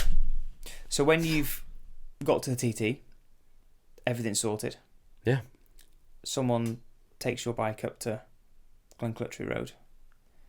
You sit on that start line. Can you relax then and go, we're here now, we're done? Or is it just carries on? It's continuous. Everyone took the pressure off us by supporting me to be there. Yep. But the fear of failure outweighs it all. And for me, that failure is the inability to self-improve. But you have improved. But you get one crack at it a year. What happens if I went backwards? I'm going to ask you that question. As a fan, as not as a mate, because I tell everyone you're my friend, because you're my only one. But I want you to sit there and be the most brutal keyboard Karen there. Not just about me, about a rider, a privateer rider going backwards. You turn around and go, they've lost it. Exactly. They're not what they were. And the thing is, though, with all the added stress and pressure and everything else like that people have got you there, you've gone out, first night of practice. How were you on that bike? Did you know it was a good egg? Or wasn't it the first night? The bike was good, but we did 2 tests on it. Yeah. 3. No, that was a different bike. James got that bike. James Hillier got that stock bike that we tested in Spain. Yep. So we got the new one. And it was just... Fireblade. The Fireblade feels a lot softer than the BM. Yeah. A lot softer. Because you did your first 130 on the BM, didn't you? Yeah. Was that the year before? No, the year before. That was on Brownie's bike. You know the bloke with the cardigan? He has been a family friend for years. So me and him went halvers on the BM. Okay. Same thing happened with WH Racing. It was mental. So that was me, Stephen, Holly. Yep. So I could rack back through it, but like you can't. Football and darts, people have got it easy. You just pick up a football and kick it around and get good at it, don't you? But like this sport does not rely. Like you can't do this sport yourself. No, you cannot. No. You cannot do bike racing, be it trials, speedway, flat track, which is amazing by the way, flat track racing. You cannot do this sport yourself. No. And I don't think people realise the actual racer, the bloke on the bike, is such a small part. It really is. So obviously, we are going to go to the Southern 100. Yeah. How many days? What day was today? Tuesday, Monday? Mate, don't even ask, because I've got the Ducati. I've got me and Andy. I've got to prep. I say he doesn't even know this, and I hope he doesn't watch this, because I'm going to drag him down with us. But it's like basically, is your wife going? Yes. Your wife, my wife, my wife, my wife. It's just us. Yeah, it's just us. What could go wrong? It is. Everything. I mean, in my garage now should be sat a Honda that is fully that is prepped. Actually, that is a very valid point. Where's your bike, son? At Dyno Pro, because at Scarborough it had a bit of an issue. Oh, there we go. And just went pit lane limiter by any chance? It was very similar. Honestly, it took my teeth out, rattled my teeth out. So it's there now. So I haven't got a bike yet. I'm going to go pick it up tomorrow. So I've got a spare one. I know this. Funny enough. This was... Well, that was another thing we did. What? With Alan, you know what I mean?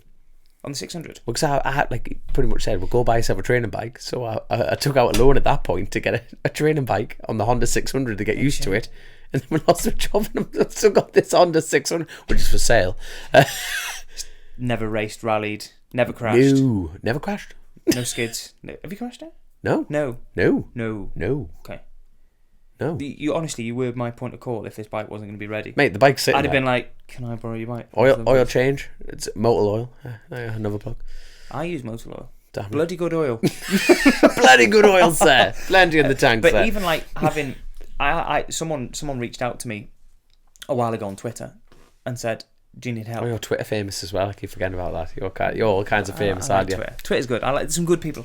It's really some horrible weird. People in all my sponsorship this year is from Twitter. Shut up. Off random people. I know. Obviously, I know a few people on there, but it's random people I don't know, and they just get involved and they're like, great. So he came and met me on Friday. Rode 3 hours on his bike to come meet me. Shut up, man. Yeah. And Who's he then? Richie Clark, his name is. Oh. An old boy. Oh, I've known him for years. Ex-racer. Yeah. And he was I've never met him, he said, I'm going to the Southern. Do you want a hand? Oh, so you actually have a mechanic? As such, yes. Posh git. But even like that one extra hand, or one person there, makes a massive difference. To go and take the bike to scrutineer in, to go and put tyre warmers on, it just takes all the pressure off. Oh, 100%. Which, yeah, I was going to say I'm ready for the Southern now, but yeah, I'll let you know tomorrow. See if I am. Anyway. Yeah, it's a pretty blank space there, so. I know, yeah. I know. At least you got a new slick. I know, yeah. That's... Where did you get that from? One of my sponsors bought it me. Oh, you smart. Did. Hey, big shout out. I tell you what. Do you know 2 Mac motorcycles? Ian? Yeah, Ian and Joe. Maccas? Yeah, the 2 Macs. That's where it comes from. And Portuguese Ted. Don't know him. No, that's their son. He's not Portuguese at all. He's not snuck in? No. Okay. Okay. I think he did. Down Joe's leg. Maccas, yeah, I'll tell you what, honestly, they went like, oh God, like I say, I could say, I'm going to end up missing someone because it's just utterly amazing people. Utterly amazing people. But Macmans have always been behind us. You know James from No Limits? Yes. Same there. Bought me some tyres. As in Powley? Yeah, Powley. What a man. What a man. I love it. I like James. Oh, got to be done. Anyway, where were we? Back to the plugs. So... Thank you all. TT. Yes. First night's gone. Yes. Feel alright? Sketchy. As in... not much room to hide behind them fire blades. I mean, there was nothing to hide behind them fire blades. They're quite thin, aren't they? Very thin. Very, very, very thin. Do you like it thin or thick? Oh, depends on the evening. Love it. Fireblade, a lot softer. So, there was almost a little bit more. There was a lot more forgiveness in the Fireblade, but it was nervous by nature. If you know what I mean. You feel like when it was moving, you feel like you could still turn it. Yeah. When the BM was a lot more rigid, a lot more accurate, but when it was going wrong, it was like harder to bring back in. But the Fireblade itself, it's like even the Honda team ran an endurance fairing. Okay. Which obviously if we all had more time, we would have ran the endurance fairing that's slightly bit wider, it would just give you a bit more wind buffering. If they could make a bigger fairing for that Fireblade, it would be absolutely perfect. They are. Job opportunity. Anyone listening? Yeah, but the thing is, you've got to have a silhouette of the original model. All right, okay. That's the problem. So obviously they built an endurance bike, so they can make a silhouette of that. It's not like we could chuck on a pair of Moto 2 fairings. You know what I mean? It's like obviously there's certain rules in it, which is a right pain in the ass.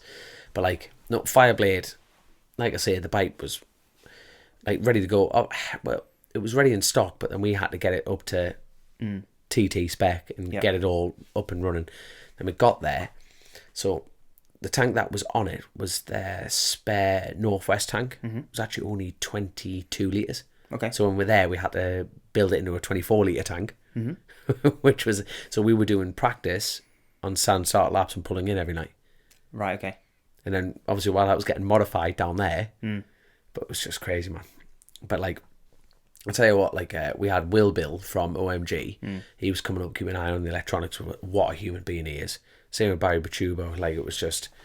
there was people in the woodwork that were massively helping us out. Okay. Massively helping us out. So that goes back to the thing as well, is, saying before, the kindness of people.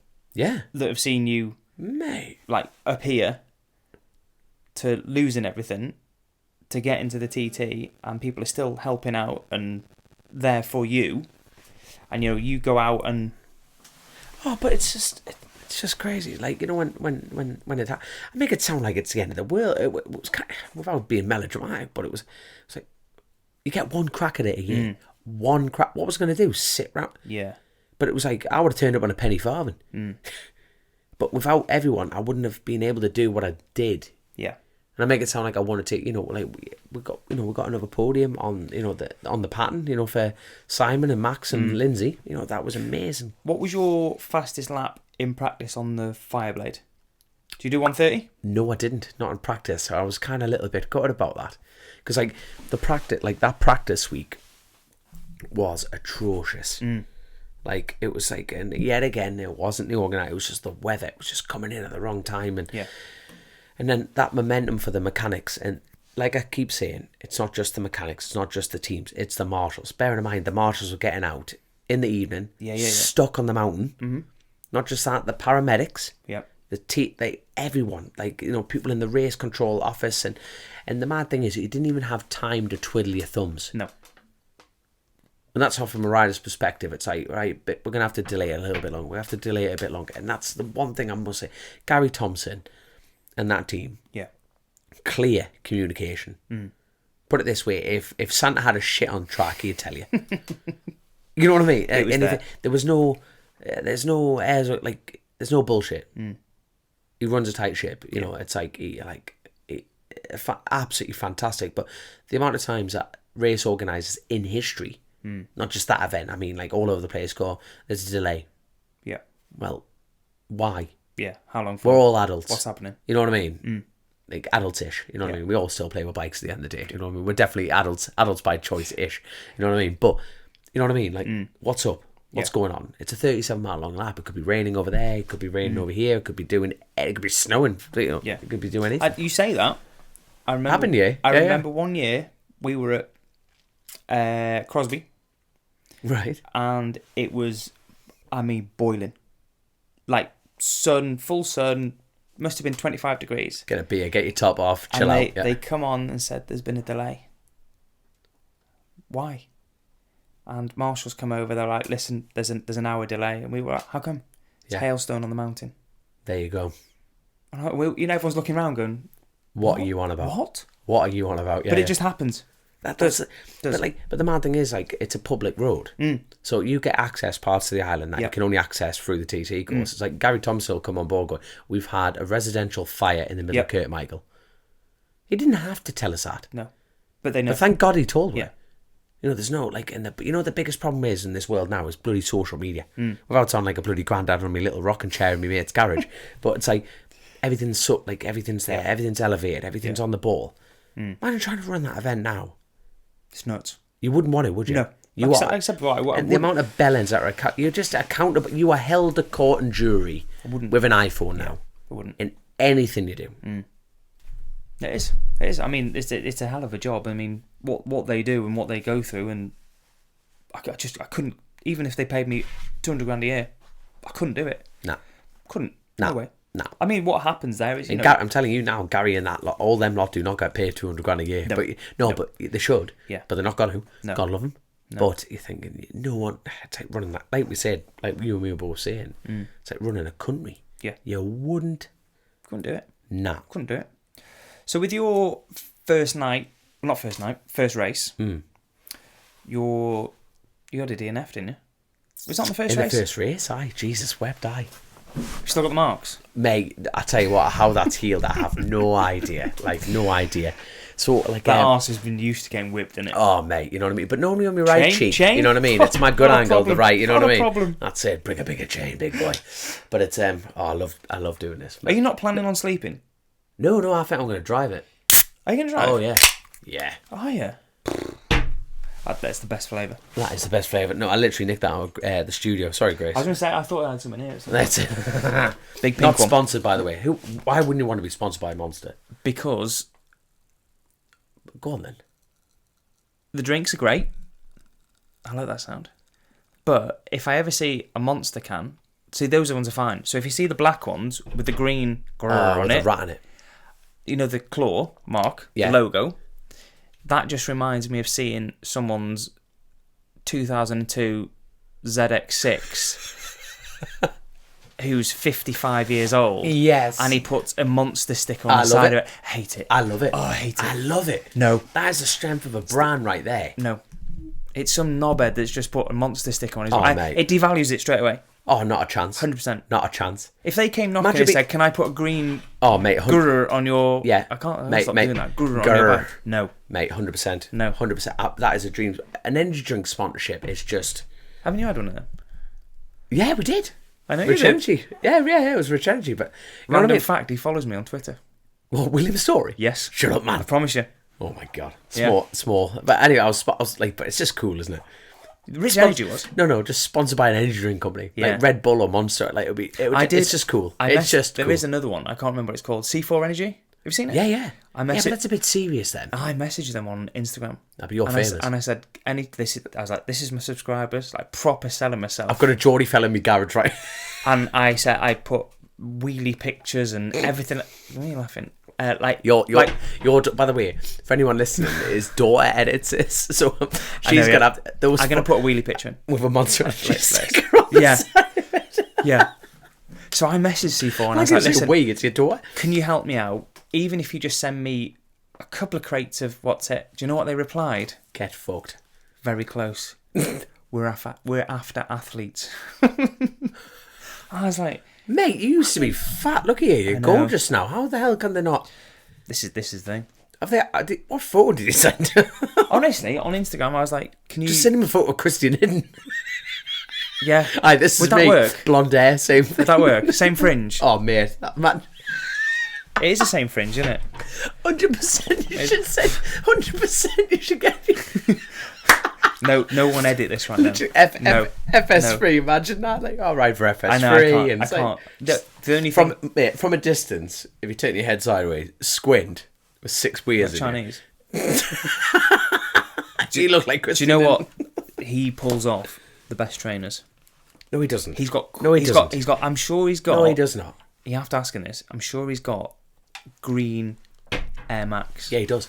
He has. They're stunning, mate. He buys trainers to match his bike. Yeah, I love them. Out of choice. I love them. Out of choice. What trainers you got on, by the way? Not matching my bike. What are they? Vans. Are they? Yeah. You know where I got them from? Oxfam. Do you have them down here? No, because you're rich. No, yeah, I think we used to. Used to, you know, only the peasants I go literally there. can't say anything, can I? I just got my number and look. Oh, that is... Oh, that way too. please tell me your daughter bought you them. Yeah, I couldn't not do I like how you lied. I could not do them. That's it. So, where are we up to? TT. TT. First race. We were on whipping. Whipping. You Rihanna. Rihanna got spec. your ass whipped. Yeah, Jesus, whipped. Oh my God, honestly. Did it hurt? Mate. So, put a new chain on. This chain at this point did 7 laps. 7 laps. Mm-hmm. And I'm trying to think. The chain let go. It's Sarah's cottage, right-hand turn, second gear. Bill will back this up because like Alan's bike, built by PCR. It's got all the bullshit detectors on. Right. I absolutely love a bullshit detector because it just when you're building and speccing a bike, mate. No, but they don't. You know what? You know when you're building and speccing a bike, and obviously that whole bike relies on you with your feedback. A bullshit detector can half the job. You should never rely fully on data. It's about how to make the rider comfy for in turn to make them go quicker. But the bullshit detector lions everything out. I love it. So does this tell you gear position? Tells you gear position, speed, throttle trace, brake trace, and brake pressure. Full throttle. Mate. So at this point, it came over. Like, we got the bike back, and I keep harping on about it, but this is because the weather made it difficult. Oh mate, no, but I meant the event because we were running such late in the evening to get laps. So what time was we were this? Getting back. Oh mate, they were like we're starting like 7, and they were like we're coming back, and the bikes were in the dark. You know what I mean? Like by the time we got the bikes back, obviously this bike. Wasn't because you were slow. No, really slow. That's the answer. So the first race came in, chain snapped, banked over. I won't even tell you the speed yet. Banked over, second gear came up, and I just came off the corner, just about to get the bike picked up off the fat part of the tyre, and bang! I just thought, the bike just lost all its drive. But before I thought I've lost drive, I went, my legs off. And I just went, and very quickly, it's very followed by, your legs not off, dickhead. Yeah. You know what I mean? But the nerve. Straight away. But like, it was like a nerve switch off. I was like, my legs off, and like, no, it's not, dickhead, calm down. And it was very quickly by going, what have I done? And I just rolled up to the marshal point, left-hand side, and I have never bellowed out a scream like it.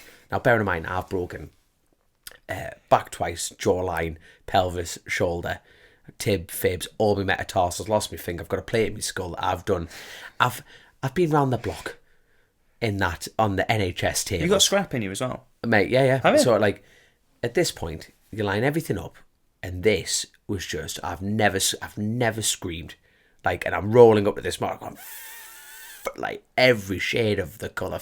I mean, it was just, and I pulled up, hit the brake, and you know when you just think, do not put your hand back, like, thinking, I was expecting, and I was ready for the pool of blood. You know when you get it in your boot. Yeah. I've had that before. And you think, here comes that soaking feeling.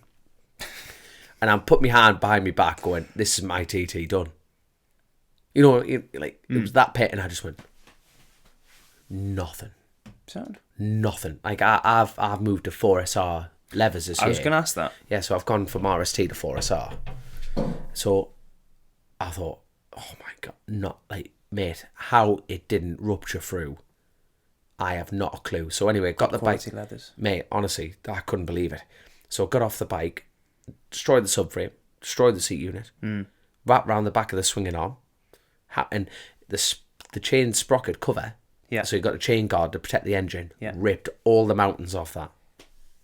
Piggy and Tim, Tim found a sign, anger grinded to bits to get it back together to go out again. Would you like to know how fast we'll go around Sarah's cottage in second gear? Stop guessing. 136 mile an hour. You've been whipped at 136 mile an hour by a chain. Mate, that wasn't even the shocking bit. We're doing 136 mile an hour round Sarah's. Is that accurate? Bullshit detector. Yeah, we need to see. No, I'm not even being funny. Bill what a human, but he hasn't got the word bullshit in him. He said 136 mile an hour the train let go. Ouch. And obviously this is miles away from jumps, and you think, well, how does this happen? And the only should change. Nah, should not have done that. No. So what the theory is, it was actually John Boyce. He actually did the R6 Cup with Hillier and stuff like that. He's a short lad. What a proper brummie. Can't understand him, brummie. And he just went, well, it had to be in a stone. I went, what do you mean? I've never had a chain go before, ever. Ever. I've had them on chainsaws go and stuff like that, but never on a bike. Stone obviously got in between the sprocket. Yeah. Pinged it. Makes sense. But at the moment, we have no idea. It just let go. And the heartbreaking thing is, obviously you pulled up, you get your phone, you get, like I tell you what's mint, them 4SR suits? Yeah. You've got a lap timer pocket in the hump. Oh, yeah? So it fits an iPhone. Perfectly. So you obviously, you get out your suit and you're like that going, I think I'm fucking back of my, throbbing. And the marshal, you all right, mate? When you act like, when you're in pain, you just sweat. Like, it was like a decent chili. Oh, mate, proper high level chili, that one. So, quick swirl on me, Monster drinker there. Shameful plug. But the worst thing is, we got back and everyone was there, the whole gang, and they're like, you're battling for fourth. With not many DNFs at all at the front. Was there many DNFs? No. Obviously Hickman wasn't there. Godlum, yeah, Hickman wasn't in the race. So Davy Todd won that race. First stock race, wasn't it? No. First Superbike race. It is. I've got it written down. I've got the results here. Do you know? Oh, God. Yeah, God. No, so I'm trying to think. But anyway, I was like, oh my God, like what?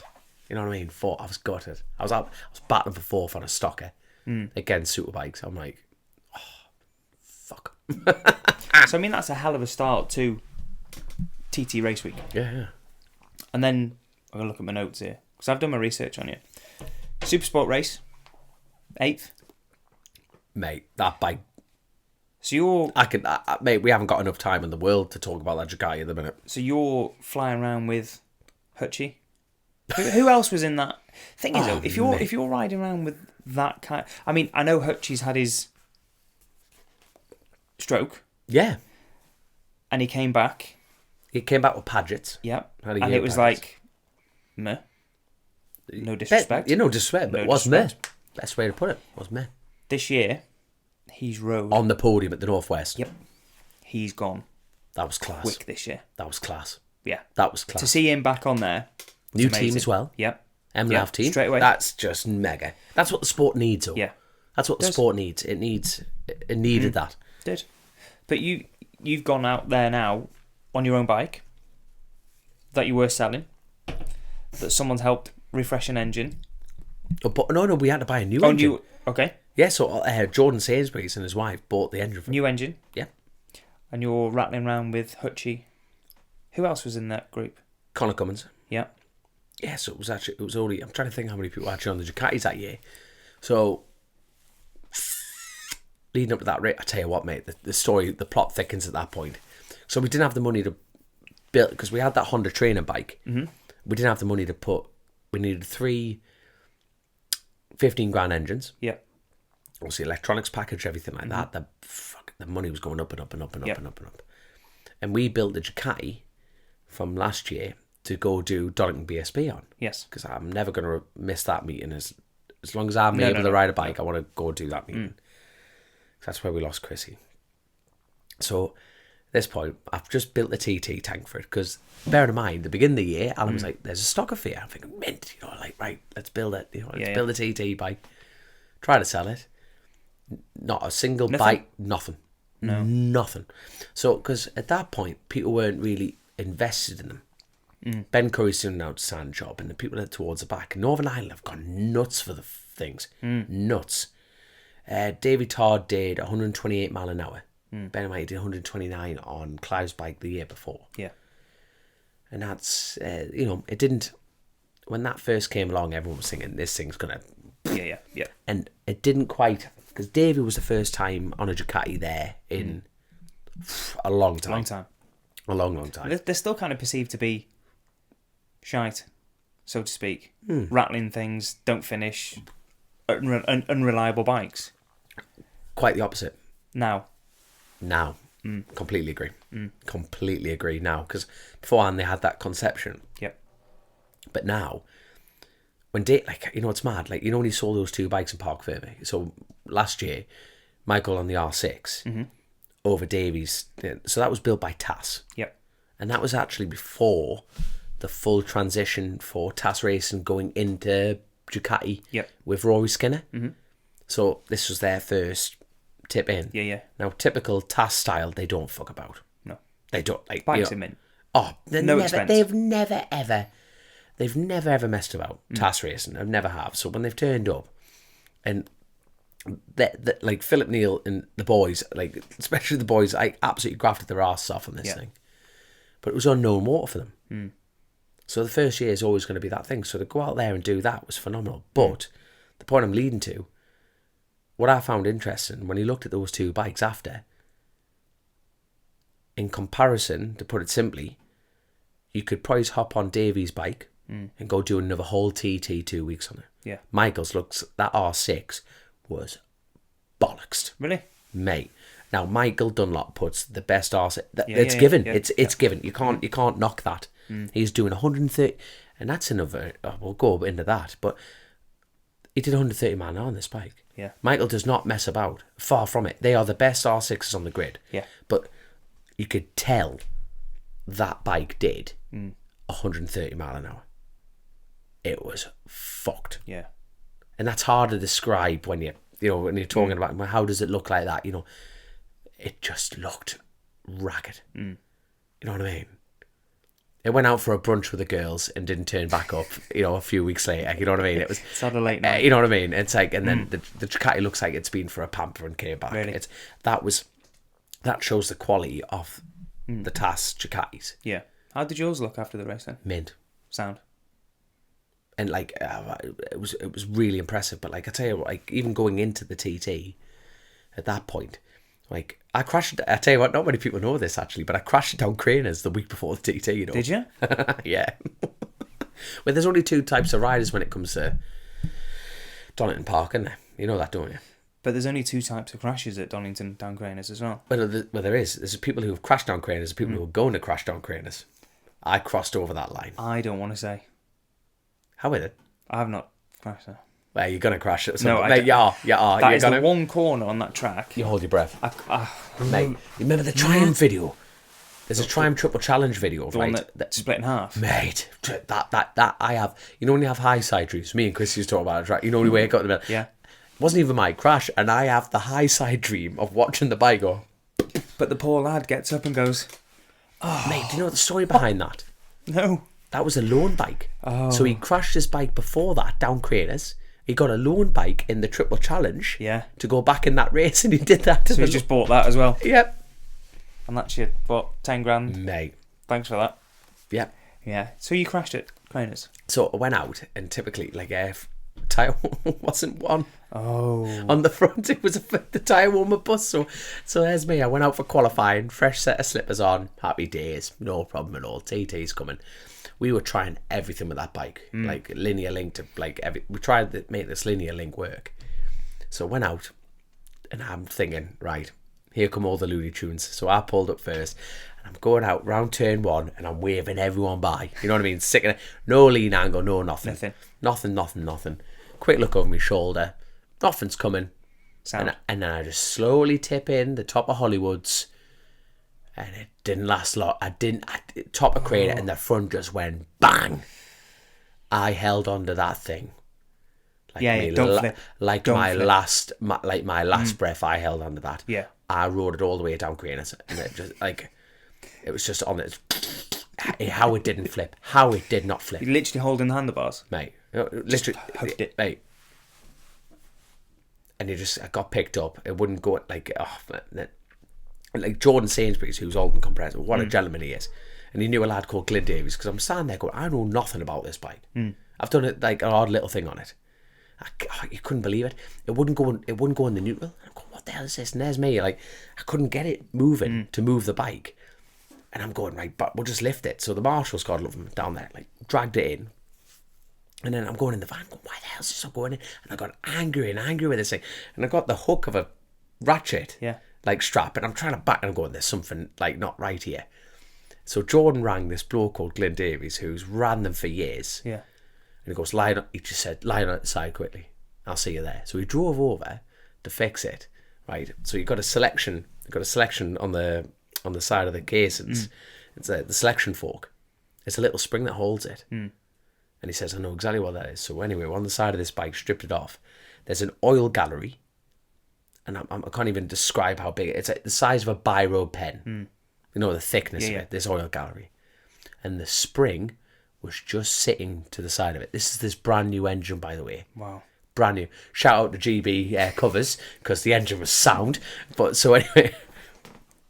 But this spring was literally a midge's dick of going into this gallery hole. It would have been a full strip new down. Engine. And it just sat there. And this is a week before. This is a week before the TT. So much damage to it? Mate, so I rang Kirk up, my mate down in Durham there, like, who does sidecars. He was there. He did his first one in the 2 Minute Club, under the 2 Minute Club in Scarborough. Nice. I think there's only 6 drivers to do that around Scarborough. Hell of a pilot, hell of a man. What a boy. I'm not one of them. No. So anyway, I had to get the bikes painted, and then obviously the bikes had to go over the island to get everything, so Joy from Anna, what a woman, CNC printing. I had to go to Ireland with the bikes to get them graphics. Couldn't get anyone in this country to do them. Bloody hell. Like my friends in Fermanagh, I literally went, right, I had to book a ferry and go over. Yeah. Like, just to get the graphics done. You're turning up the world's biggest event. You couldn't turn it without that, like. Yeah. And you had to put this. Right. You know what I mean? People, you had, like, you know, Adam Hewitt, Jason. This year felt like I wanted to prove that I could do it. And I just did everything to get it done. Yeah, absolutely everything. Yeah. It was just crazy. So I went over, got everything done. The bikes looked mint, and I thought, right, bollocks to it. You know, I've got a TT tank on there that costs us $3,000 from Ambler Engineering. I saw a picture of that. Yeah, mate, it is a work of art. It's a work of art. It's 22 litres. So a standard tank's like 17 litres, and you had to make a 22 just it. And we came back with half a litre, by the way. Half a litre after 2 laps of the TT. Wow. It was measured perfectly. So only run 22. I went, well, I've had the tank sprayed. I've got no other spares. I've got no other fet. Like, bollocks to it. We'll go. And I chuck it down Craner. So I went back to Kirk up. We're like, can you fix my bike with a wheel? Mate, you could have throttled this. I couldn't believe it. So yeah, we'll get it done. You know what I mean? Like, who says that? Week before. But you made it. I took a huge chunk out my short, my giddy hand. Wrote a pair. I stayed under it. I wrote. Mental, man. I have to touch tyre once the tyre one was come off. Believe me, I'll be doing it from now on. I have to. I actually have to see if the heat's in the rim. But obviously, for qualifying, everything was working fine, and that's my fault. 100% my fault. See what happens when you take your eye off the ball for a second. That's what happens. There's no one else to blame but me. It's me getting on it. It should have been me checking it. But you had a mint run. Mint run. But like that first night, it was like, mate, it was horrible. That linear link was horrible. So we had like a 9.5 spring in the back. Yeah. Nearly a 10 spring in the back. And we had like 8s in the front. We came in, I did 170 mile an hour lap on that. What was very interesting, mind, bit of scandal, but they recorded my lap at a 121 by analog because my transponder wasn't working. Yeah. I am telling you now, Aaron, there is no way on God's green, holy earth that was 121 mile an hour. No. No way. Nah. If it says 117, it's 121. No. But they put black and white 21 for the first night. I went, oh, we're all right here, because our biggest worry. So me and Richard, like Richard Maxon's not been there with his equipment. Yep. On that, but bear in mind he ran Levi Day and like try options, winning race, won multiple championships. Apparently so. That's what I'm telling everyone. So anyway, I went there with the bike, unknown territory, sorry. And my worry was the bike not being stable in a straight line. Yeah. After having chats with, like, funny enough, Daly would say it was unstable. I'm thinking, oh my God, like, please let this thing hold in a straight line. So I'm riding down a straight line going, well, it's stable. It's not wallowing us off. Happy bloody days. Went to the corner, mind. It's like a pig in a barn dance. Jesus, wet. Don't ask how I know that, but I know that. And it was like a springboard. It would load up and just whap, and it would pop you off. And I'm thinking, we can fix this. And we just went out the next night and went, right, we've changed this. We've changed our happy days. And I rode that so much harder. Now the TT, if you ride it hard, it doesn't work back against you. But bollocks to that. Like this, I went in, mate. I went in 10 miles. Having it, mate. I came in, like, I went in thinking, like, I came in as white as your cupboards above your head. And I went, that's got to be a 27, 28. Like, that's fast. But it didn't feel good. Remotely near, it did not feel good. Yeah. At all. I went, if I rode that any harder, I would be, like, I tell you what, before the race, so went out, we changed it again, and that was like 170 mile an hour lap. Went out, same again, changed everything. I went through Union Mills.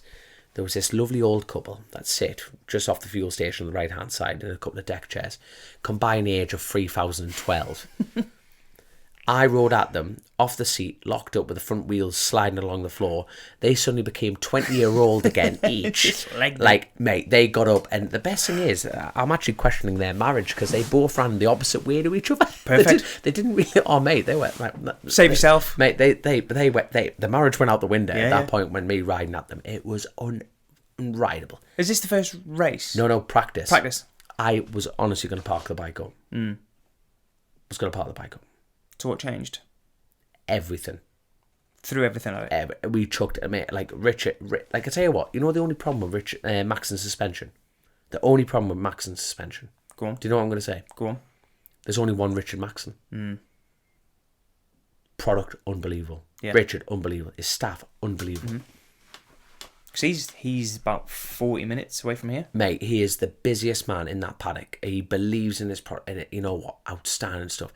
And he came, this is before the race, and we had our last practices. And I just went, nah. And it was that, I actually did 2 laps on it like that, going, I need to figure this out. Yeah. And there was 6 problems to solve. And I gave them all 6 problems. And we just collectively just came to a point going, let's change that, mate. We changed the linkage, we changed the springs and everything. We changed, so it was soft in the front, we went hard in the front. Yeah. It was hard in the rear, so we went soft in the rear. We changed everything. And it was just like, we went to the first race and went, and bearing in mind, like Richard was like, right, it's sitting too high doing that like that. He knows. Yeah. Let's change everything. And collectively as a team, me, Piggy, Tim, Jordan, everyone, like my dad, Brownie, we just sat round in a hurdle. Just went, like, let's go for it.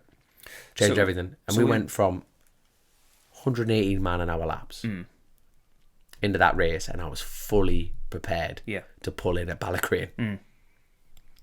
Like in my head. Yeah. I went, I'm going to kill someone. Yeah. It was that bad. It got better. Did it get better? So when did you know it was better? How far into the lap? St. Ninians. Okay. Immediately. I mean, that's what? 500 metres? 600 metres? Yeah. Immediately. You know when it's a good straight away. You know what I mean? Smiling down Braille. Oh, mate, I just went, I can ride this. This is fine. Straight away. So who did you catch? Who was ahead of you that started ahead of you? Hutchie. So where did you catch him? You actually I just reeled 3 him in lap a little race. bit. That was a 3-lap race, that first one. And then I didn't quite... He actually kept a bit of a gap. And then he actually breached that gap, and then we caught Connor at the end. The first race wasn't anything like... I actually went through... I had Ken Murray, a lad from the northeast there. He was... I've never had a pit board of Kurt Michael, and I came through Kurt Michael on that first lap, and I saw P16. I went, I'm over... That's mint. No. I was over the moon at P16. Okay. That's how bad... Like... You know what I mean? Gone from riding it shite to P16, you'd be like... Yeah, mate, okay. I saw P16. I did not know what to expect lap time wise. Yeah. Nothing. And I was like, oh my God, like, I'm over the moon with this. Yeah. And then next time round, and I'm starting to reel these boys in a little bit. What goes through your head if you catch a glimpse of someone? That you're like, no, you do. No, the game's on. It. I'm going. The game is on. You're like, I've caught that. Like, psychologically, if you go down Bray Hill and you tip round Quarter Bridge, you turn right, you look up, and if you can't see the arse end of them, yeah, you're like, oh my God, this is going to be a long fight. Yeah. And then if you come out of Union Mills, you look up for Ballygarry. The ideal situation is you come down Quarter Bridge and you see the arse of them tipping in. You're like, I've got them. Psychologically, for you. You got them. Out of Union Mills, on the first run up before that fast right. Ballygarry. No, the one before it. Right King. Going in the Union Mills, yeah. After Union Mills. Snugbury, yeah. No. So after Union Mills, you've got the petrol station. Yeah. That's straight. Mm-hmm. Do you ever notice the eyes on the tree? The googly eyes? Yeah. They're on the left-hand side? Yeah. Yeah. I notice them every time. From driving past it, Yeah. I say to the little one, There's a lovely... You know what? There's more. There's a fair few googly eyes out there. For some reason, Mate, I'm fixated on it. You can spot people out in the crowd. There's a lovely couple. There's a woman in a wheelchair who's there every year. Marshall. No. Spectator. Every year. Same spot. I'm not sure if it's a husband. It could be anyone. You know what I mean? It could be anyone. And I'm like, they wave every single person by. Don't know who they are. Just happy. Come to the end of the drive. They live for the tee. You can just you know what? You can spot it out, man. Like the tee, a couple of years ago, the senior. I remember coming through the 11th milestone, and there was a bloke in a set pair of sunglasses, red budgie smugglers with a beer, sound, head to toe, topless, and he stood there for a 6-lap senior, and I'm going. Every lap you see him. Every lap, not last year, the year before. Every lap. Does it go through your head when you're coming up to it going, I wonder if he's still there? Yeah, mate, you do. After the first 3 laps, you're going, he has not got the patience to stand there. It was fucking off-putting. You're tipping in going, there he is. He's there. You can spot people out in the crowd, or you can pick out details all the time. Nuts, isn't it? Wait till you do it, honestly. You'll be... I hope. You will, man. You will. Be positive. I hope. But you can spot everything. But then we went, that Ducati was just when the next time round, I came round, I saw P10. I'm like, oh my God, this is happening. You know what I mean? It was just like, mate, that everything else has been great, but that is probably my biggest, and I hope they don't mind me saying, the team don't mind me saying this, but on my personal level, that was my biggest achievement off the TT, was that Ducati, because I didn't want to ride it. So it's gone from, it's your bike. Yeah. Someone's kindly bought a new engine. Yeah. You've crashed it. Yeah. You've rebuilt it. Yeah. You've gone out on it and it's shite. Everything was saying, do not ride this bike. Yep. And then you've gone out and finished 8th. That was huge for me. Super Sport 8. What time did you? What? Just shy of a 26 in the first one. From 117. Considering the race was 127? No. The first race was a 130. Okay. But this is the thing. People are whinging about the Ducati's too quick. Dunlop matched his time on the R6. Yeah. But no one was batting an eyelid. No. No one was batting an eyelid when Davey Todd was riding it. No. And people are thinking, well, the way people are barking on, the Ducati's too quick. Well, he's matched his time. But 130 mile an hour. On a 6, right, mate, that's just class, isn't it? It is just class. I was there when McGuinness did his first 130. 2007. And I was like, this is unbelievable. Yeah.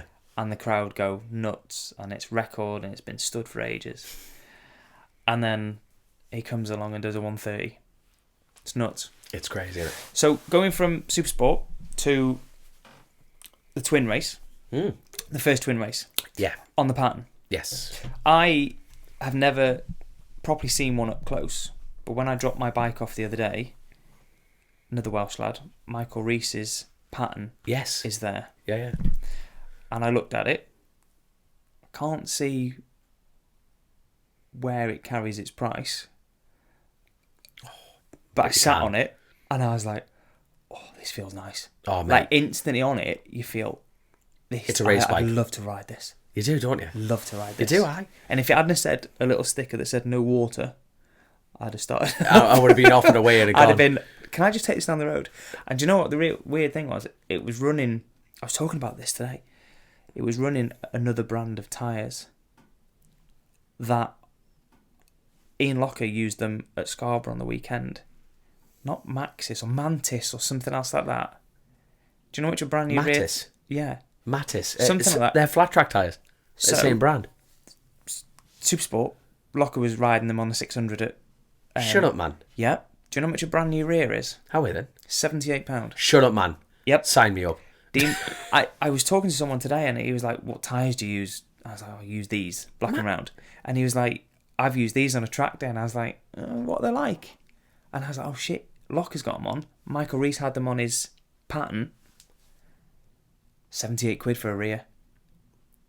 Wow. That's the that might be the future. Well, wouldn't it? How can it not be the future? But he's going to use that. He should be doing the Southern. Oh no, tell a lie. He's doing the Manx.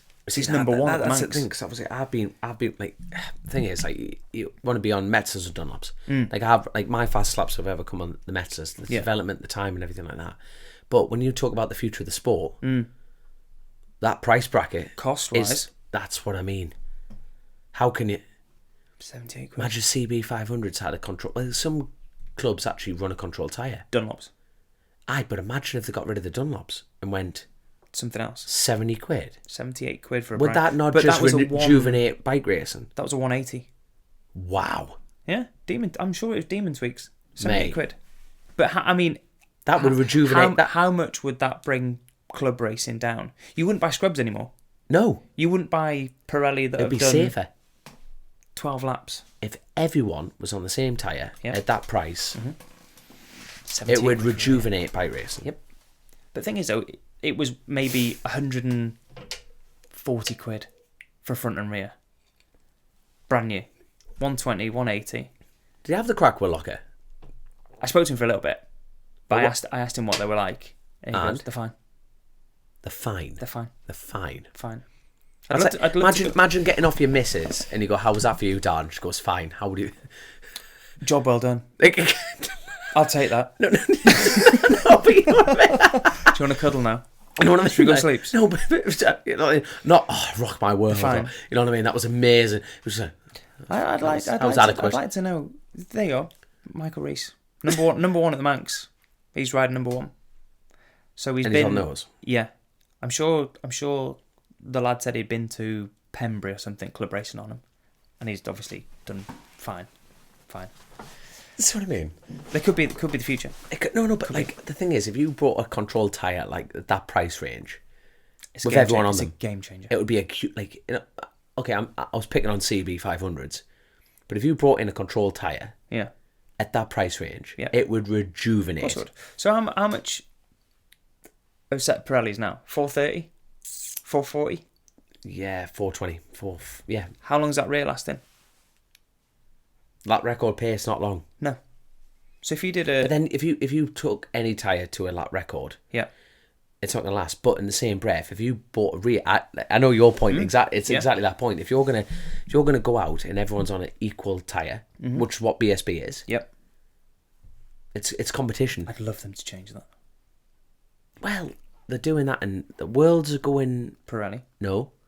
Worlds are going Michelin. Yes. MotoGP is going Pirelli.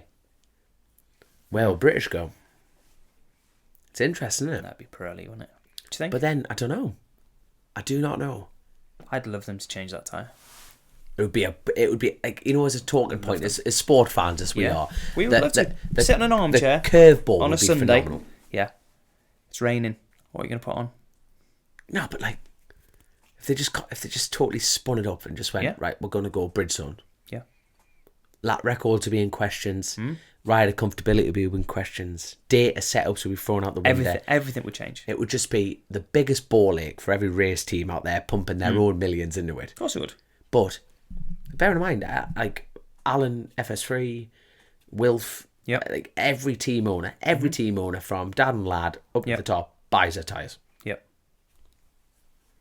could £78 rear tyres be the answer? If you sat in it, and I hope this happens, mind, I tell you what, if you could get a group chat, like blind date, Yep. like you being the Welsh version of Cilla Black, sitting there asking, contestant number 3. What's it like? Imagine Chrissy. Sorry, it's fine. It's fine. It's fine. Yeah, it's fine. Yeah, but if you put everyone on the same tyre, it's sport. Yeah. This could be the way forward. Could be. How do we can't do it. You and me definitely couldn't do it. No. Imagine if we brought in a subcategory would be a brilliant way of doing it. But the thing is, CB, like I keep saying but another shout out to Garage because we're building the bike that's smashed up for Oliver's Mound. Again, to go do CB. But that's fire, mate. They're unbelievable bikes. Church, Anglesey. 5th gear. Imagine. I raced the Anglesey Grand on one last year. I borrowed one. What, the actual Grand? No. Like the Grand Final? The CB 500. I ran it. And I was like, I've never ridden one before. Went out on it. And I was like, this is perfect. This is one of the best race bikes I've ever been on. It's $2,000. It's a lot of money. $2,000 is a lot of money. It wasn't that much. No, but that's what I mean. But like you're not getting a 40, 50, 60 grand bike. But the tyres will last 3-4 rounds. I know. But even so, a set of Dunlops for that is still expensive. Yeah. But if you bought a 70 quid rear in, I did do all season on it. And they were thick. This could be the future. But you see, in the same breath, if you said there's a set of tyres, when's the last time a random rider tested a tyre? You know what I mean? I'll have to message Locker tomorrow. Find out what these tyres are like. But the thing is, though, if someone... Imagine Aaron Hans on what are these? On Hans's Garage Tours is saying the word fine. Fine. Just fine. No, but imagine if you put... If someone said to you, there's a set of these tyres for the Southern, would you go out on them? I'd give them a go. Yeah, I would. No, but saying that... See, this is the thing. If you are testing... No. The thing is, it goes off lap times and everything. Yeah. You put a consistent animal, like... I tell you what, like, I believe in Metzers. I ride on Metz. I love the product. Yeah. But in the same breath, I tell you what, you know who the biggest advocate of that who would be your best tyre tester? Just anyone. If you could pick one tyre tester, that person who's gone, fuck, if he's saying that, who would that be? Someone like Guinness. Yeah. Go and give your honest feedback on that. Because he's ridden Metzlers, Pirellis, Dunlops. He'd come in and go, they're shite. Yeah. There you go. Anyway, back to TT.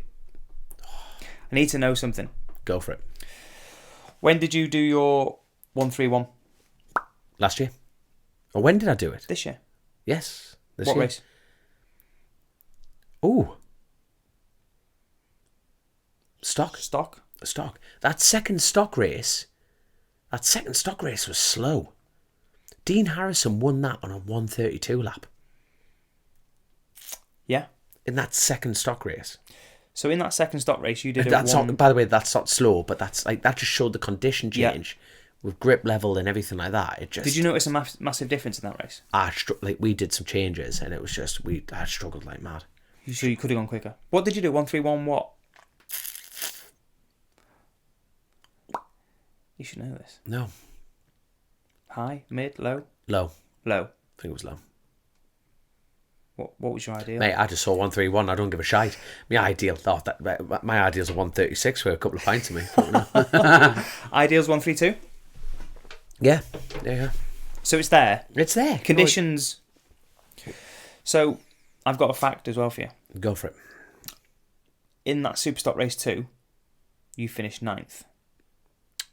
Right. Yeah. Did you know this? You should know this. This was you. You were there. Yeah. You were the only man in the top 10 on your own bike. Everybody else was on factory bikes. That's cool. So you're a top 10 on your own bike, or 9th. So the next question is, for you to kind of get where you were, let's just say this year, before April the 1st. Like riding for a team. Yes. Yeah. what do you think has to happen next? Because you've gone out there and done mint times on Supersport, Superstock, technically Superbike, and a podium on a twin. The shop window is getting smaller, but you're in it. Yeah, but the shop window's getting smaller because of the teams. There's getting less teams. Yeah, you know what I mean. FHO are no longer. You know, obviously 810 and 810. Obviously Hickman. Their two riders got their own thing. Yeah, and you think, without going down the political side of things, but this is an argument I have all the time. You know, everyone says there's no money left. Of course there is. There's a lot of money circulates in the world. It's a man-made, it's a manufactured element since the first bunny rabbit. Going, I'll give you a bunny rabbit for that. That was currency. It's a man-made. It's man-made. How old are you now? How old am I? I'm not telling you. I've lied about my age that many times. I can't even remember what age I am. How old are you now? I'm not telling you. How old are you? You know. You don't want to. And you see how you buckled it as well. It's a very sensitive thing, isn't it? I am the ripe age of 40. No, you're not. You're not. Yeah. You're not. Yeah. We're sitting in your garage drinking. I know, yeah. This is class. Yeah, how old are you? 30? I'm telling you, I'm not. No, I can't remember. I'm not telling you. 2? I'll just Wikipedia. I'm not going to... Just put your phone away. Don't be rude. How old are you now? But why? Because I want to know. No, why do you want to know? This is my... I know this is yours, but this is like, I can get out of this garage and walk off. No, you can't. I can't. Not with them tripods. I can't. No, that little one. The amount of time we've the little one I can't. These. Yeah, that's going with you. Yeah? I've set this all up for you. What are you on about? So, with your young age and the shop window, so you're a 131, you're a podium. What have you got to do? Well, you see, we said this earlier on, and probably people will turn their faces up at it, but you know my little comment about money, people paying for rides, and the structure of that, it pisses me off. It does piss me off because me and Chrissy interviewed Jason O'Halloran, which was amazing, and Lewis Rollo and everyone like that, and you've got to play your part. Yep, you've got to play your part in bike racing, and if you can bring budget, that's amazing. If you've got a sponsor who wants to be a part of it and wants to be a big part of the big picture, and you can bring budget, you can go to a team and go, look, I can bring X to the party. Yep. That's great. But unfortunately, this is that double-edged sword that I talk about, because I can dig myself into a hole and struggle to dig myself out of it. But road racing, you shouldn't have to pay for a ride. No. You shouldn't have to pay for a ride. But without sponsorship, this sport wouldn't exist. No, it's not happening. It just doesn't exist. You see, this is where I'm going to drop into the conversation, drop out, drop in, drop out. But unfortunately, sometimes a good ride can go to someone who's got a bigger paycheck. Yes. Now, that's sport. That is sport. It's like turning the Formula One, and I will openly say that is a bunch of billionaires going around in circles. Yep. And the genuine skill set of riders or drivers can be overshadowed. They don't get looking. They don't get looking. Nope. They don't get looking. No. Now, this is that other side of it. There'll be people probably sitting here listening to this going, "Oh, if you had that opportunity, I would love to have that opportunity. I would love for someone to go, they are Dominic. Yeah. There's X. Go yourself by yourself. Why? Yeah. How could that not work? You know, like, and that's not me being I'm playing a victim, but that is the politics of the sport. Yeah. If I turned up with hard brass, I could buy a good bike. Yeah. You know what I mean? Yeah. There'd be no different. There'd be essentially no different to what I've essentially done now. You know, like, and essentially what you do now. You know what I mean? If you go out and work, like we both work for a living, you earn money. Yep. You go buy a new tyre. That gives you an edge over the bloke who's turned up with a scrub. It's a sport that is run on finances. Yeah. So, is that a fair comment? So, yeah, it is. But but then the higher you go, the more new, the less scrubs you have, and But I don't know what the likes of, obviously you, for example, and other riders that have gone into the TT, done certain times, achieved amazing things, and not had anything. I mean, there's certain riders, I'm not going to name names, but there's certain riders in that TT at the minute, or from this year, that I don't think performed. Which is probably unfair, but they still have rides. So the question is obviously, what do you think you can do going forward? I do not know. I do not. When are you ever speechless? Well, quite regularly, really. All right, but it's like, especially when I'm getting told off, but it's you know what's what? I don't think you can do anything else in the minute.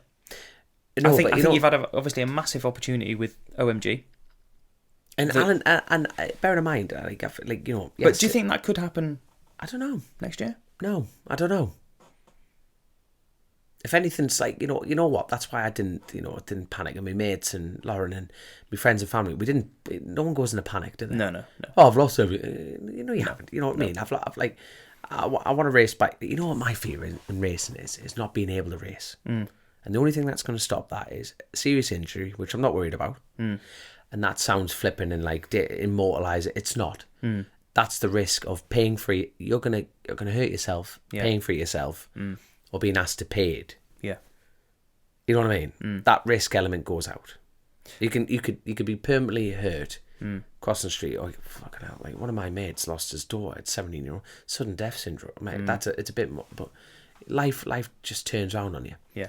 But my fear, and the realistic fear, is not being able to afford it, and that's not getting the violin out a little again. But it just comes to money. But, and I have this conversation all the time with people, is I could race, depending on my lap times, in a safety aspect for the TT organisers, I could race the TT for the rest of my life. Yeah. Depending on how they feel about it. I could go buy a 10-year-old bike. No, I couldn't actually. Homologation element. I could go buy the slowest bike on the grid. Yeah. For 6-7 grand. Go chuck 6 lap tyres at it and do the bare minimum. Yeah. I could race the TT as a woodcutter for the rest of my life. But why do I go there? To exercise my own fear. There's not a lot of people that understand that, though. No, there's not. But that's my fear, is not being able to push myself. And unfortunately, that takes hard brass. Yeah. Yeah. And I know the value of a pound coin, as you do. Yeah. As everyone does. Yeah. Even if you are born with a silver spoon in your mouth. I'd love to be in that position. Wouldn't you just? Wouldn't I? No, but you know what I mean? It's everyone knows the value of a quid. Yeah. And it's just like, my fear is not being able to be... There's a difference between racing and riding. I'm not ready to ride. No. I want to race. Yeah. I want to race. You want to race. See, I can't... When people say about... I've obviously transitioned... I best follow that up quite quickly. That's a lot of money spent. Well so done. I've transitioned. I don't know when you're not buying. You don't know when you're buying 70 quid scrubs. You got rid of your tits. Still got them. Over to road racing, because it's great, just. It's great, isn't it? I can't. I've always been on the outside looking in, and ever since I watched the TT and this, that, and the other, and been involved in it, the people you get speaking to and bits and pieces. It's not until you actually... I mean, that first night of practice we had last year at the Southern, I know it didn't end well, but... Yes, yeah. It was... What I loved was you had a road that had buses, tractors, people going to work, everything, and it closes. It's raw. And it goes so quiet. And then someone opens a gate and goes, off you go. And you can go as fast as you want or as slow as you want. And it was a massive shock. I'm rubbish with corner names, especially at the Southern. You turn right on a hairpin after Joey's gate thing, Iron Gate. Iron Gate's turn 2 with that big, that fast bottom one. That's Iron Gate. And then that goes into Joey's. It's Joey's, and then it goes for a little bit. Is it cross forward? No, cross forward is on the other side. That next right. Ballabig?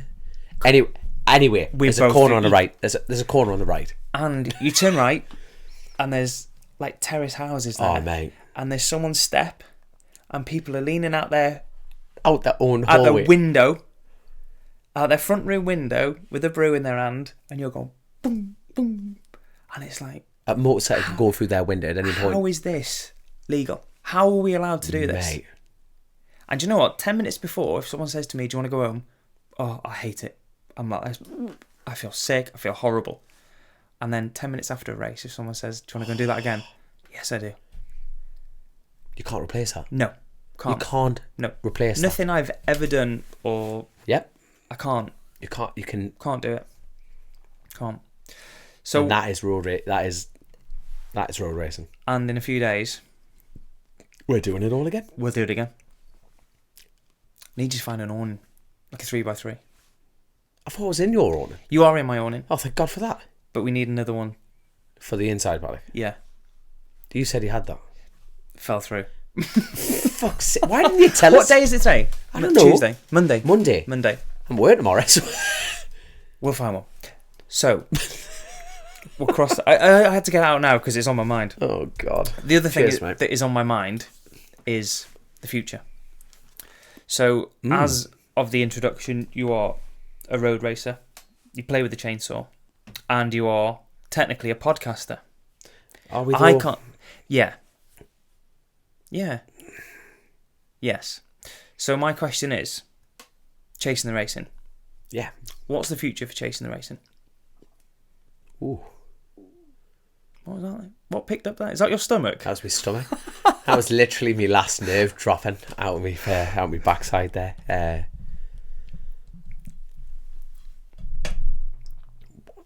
I'm going to put you on the spot. What do you mean? Like, what the future? What do you mean by the future? With, obviously, you interview many riders. Yeah. And you can only maybe get to a certain point where you keep interviewing the same riders. So for you, do you enjoy doing it? What do you get out of it? Apart from meeting, like, amazing people. Yeah, well... Difficult one, that. It was actually Martin Rouse's idea, the podcast. Yep. And obviously his son, Chrissy Rouse. If you haven't heard from, who the hell are you? You know what I mean? It's Christopher Rouse we're talking about here. So they came up with the idea, collectively, to start this podcast, and pestered me. And like you, I wasn't the first choice.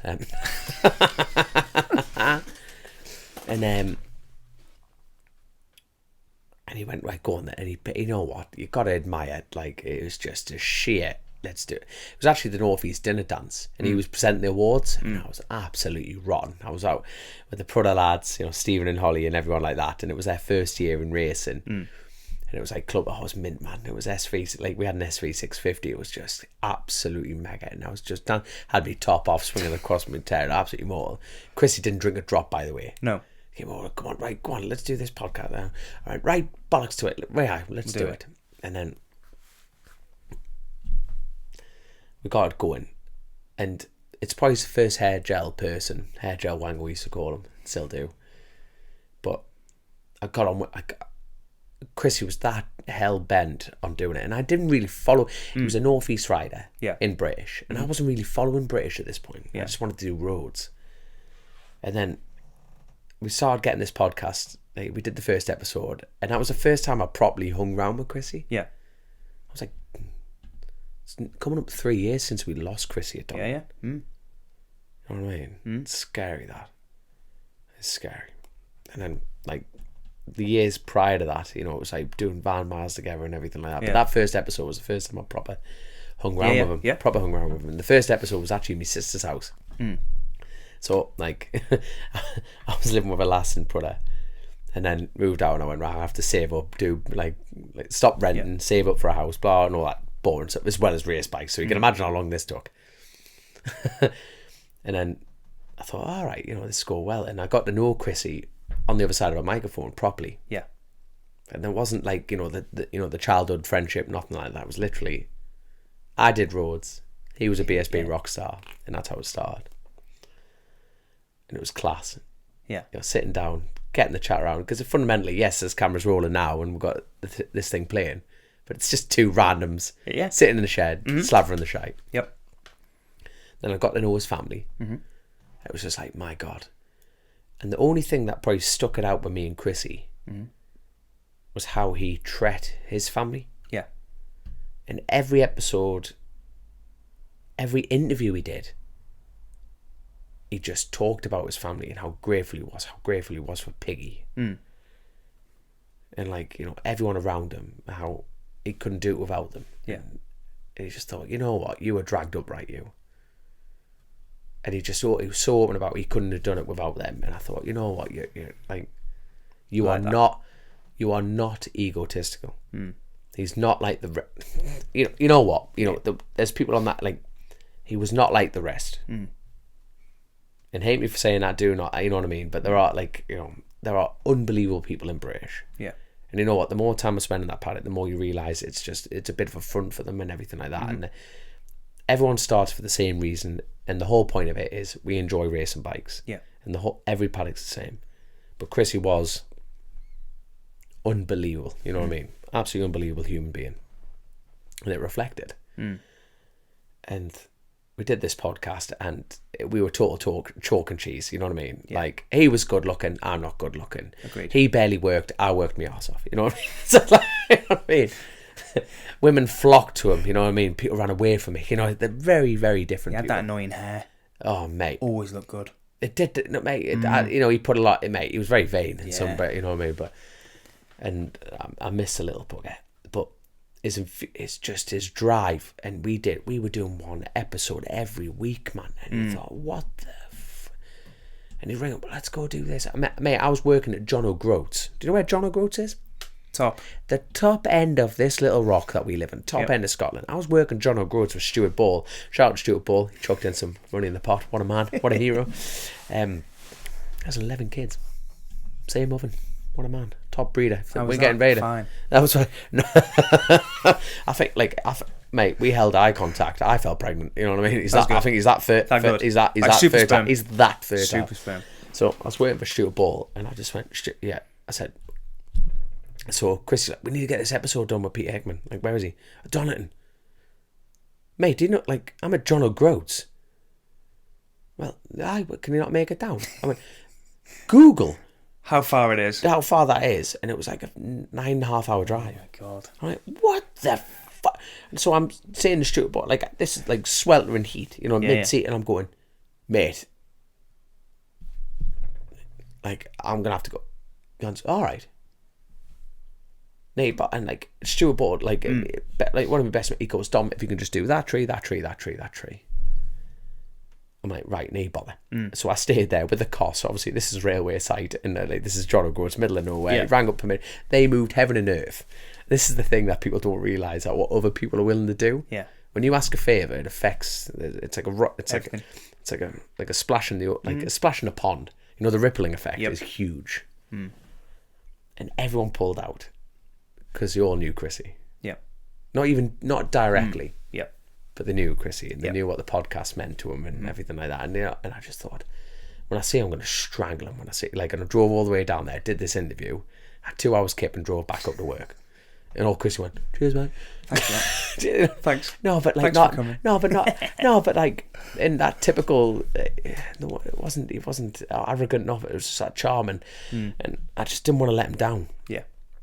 Never want to let him down. And is that my ego? Is that my own? Like, is that a mate just going, you know what? That grit. You know, that once more under the breach. You know, going, I'm not backing in. If you're not backing down, I'm not backing down. You know that. You know, Chrissy wasn't sitting on a sun lounger. He moved it. You know, he would do school then, because we used to do podcasts, man, on the middle of a night. Yeah. And he would do, like, because he was a school teacher. Yeah. He would do the classroom prep while I was driving. He would prep school lessons on the way up the road at like 2 a.m, like that, and we're both just sipping on coffee, like turning up to work like that, just half asleep and stuff like that. Both of them were like, what we're doing, but it wasn't that back down. And you can only do that with a partner, mate. I feel, you know, someone that you kind of like, you just go, okay, get on your bike and like, you know what I mean? Yeah. It was just that I just didn't want to let him down. Yeah. And when we lost Chrissy, it was his little sister Grace, who we thought, like, bearing in mind, Grace was named Grace because of Chrissy. Yeah. There was like a 10-year age gap between them. She's a later baby. And she was named after a kid. Chrissy named her after a girl he thought was lovely in his primary school. You know what I mean? Just she was a nice girl. Let's call her Grace. You know what I mean? Does that not sum up a little kid? You know, of how he was raised? Yeah, it's phenomenal. And then Grace was just, and then Martin always worked away down country in London. So Martin was there providing for the family down south. You know, no northern lad wants to work down south. That's just fact. Doesn't add up. Does not add up. Nope. And like Chrissy pretty much like was always there in the family, and it was just that, it was the glue that just kept them together. And even his he's got an older sister, Katie, and then you got Grace, the younger sister, and they knew that they were having family holidays, and they grew up in that paddock, and they were just there from. And when they lost Chrissy, it was like, and they just went, we've got to keep it going, because Chrissy was probably like, he had multiple interviews. It's his pride and joy, and it's his thing. And when Grace asking, and it's, how can you say no to that? And for me, it's of course life's not, like, you know what I mean. It's not. Of course it's not the same. No. That's not getting the heartstrings out. It's not. It's not the same. No, it won't be. It's not the same. Especially, Jesus wept. You know, that's me, and I'm 1%. Imagine what you can't even. You don't want to. The only people who understand what they've gone through is families that have gone through the same. Same thing. Yeah, of course. You know what I mean? Chrissy was my best mate. That's not. That means, in my opinion, that means nothing. That means nothing compared to what Grace has lost her world at that point. Yeah. A mother and a father. You've got kids. I don't have kids. I could never ever imagine to feel what they've gone through. Yeah. You could. You could only imagine. And heaven, you know. And they've lost, you know, the two girls have lost, you know. Then you think that whole centre, and that's what Chrissy was. Chrissy was that centre. Because you built up a really, it kind of snowballed quite quickly again with the guests you had on. But the thing is, though, you didn't have shit people on. There were always characters, good people. Oh, I mean, one of the best interviews, if I'm driving anywhere, and I still listen to it now, is the Guy Martin interview. Because he sits barely there, about bikes. Because he sits there and talks shite. 100%. There's a bit in it when Guy and Chrissy are talking about science. Yeah. And like a reaction of something, like hydrogen or something. I'm like, this has just gone off on an absolute mad thing. So you've had some amazing guests, and you've had some alright guests. Who's your favourite guest you've ever had on?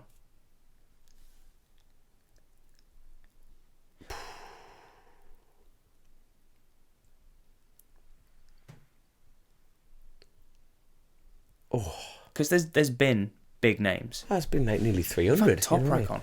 Yeah, that was cool. Top Rack. That was cool. Who's my favourite guest? I know who Chrissy's was. Go on. Oh shit. Jamie. Irish lad. That's terrible. He's doing the Northwest commentary. He does an outstanding job of it. Why have you put this on me now? No. He crashed just before the 11th on the Burrows bike. He rode with Farquhar and everything. Oh, Jamie Hamilton. That was Really? That was honestly. Ah, okay. And that was a while ago, that one. Mate, that was it. That was the Irish tour. That. Yeah. And I'm gonna take full credit for this because Jamie was my wild card guest. Oh, really? We had Jonathan Ray. Jeremy McWilliams was brilliant. I like Jeremy McWilliams because even in his books, right? Not his books, like Roy Armstrong, right, who's Lauren's stepdad. Yeah. We openly rip the piss out of each other, but I've got so much respect for him, and respect is hard earned, is easily lost. And I remember him saying to me, Jeremy McWilliams was the most unnatural, talented rider that's existed in MotoGP. Yeah. And you know what? That just hits a soft spot for me. Yeah. Because I just think he worked at it. Yeah. And he still is. And he's still, no, but you know what I mean? And you just think, he just works at it. I just think, you know, the amount of people that just got, well, he's just got talent. Yeah. oh, fuck. Me and Chrissy refer to this book all the time, you know, The Myth of Talent, you know what I mean? And it was just like, it's like, I love that book because I feel like, you know, you can, like, I hate that, you know, but, he's just talented. No, you can be more than that.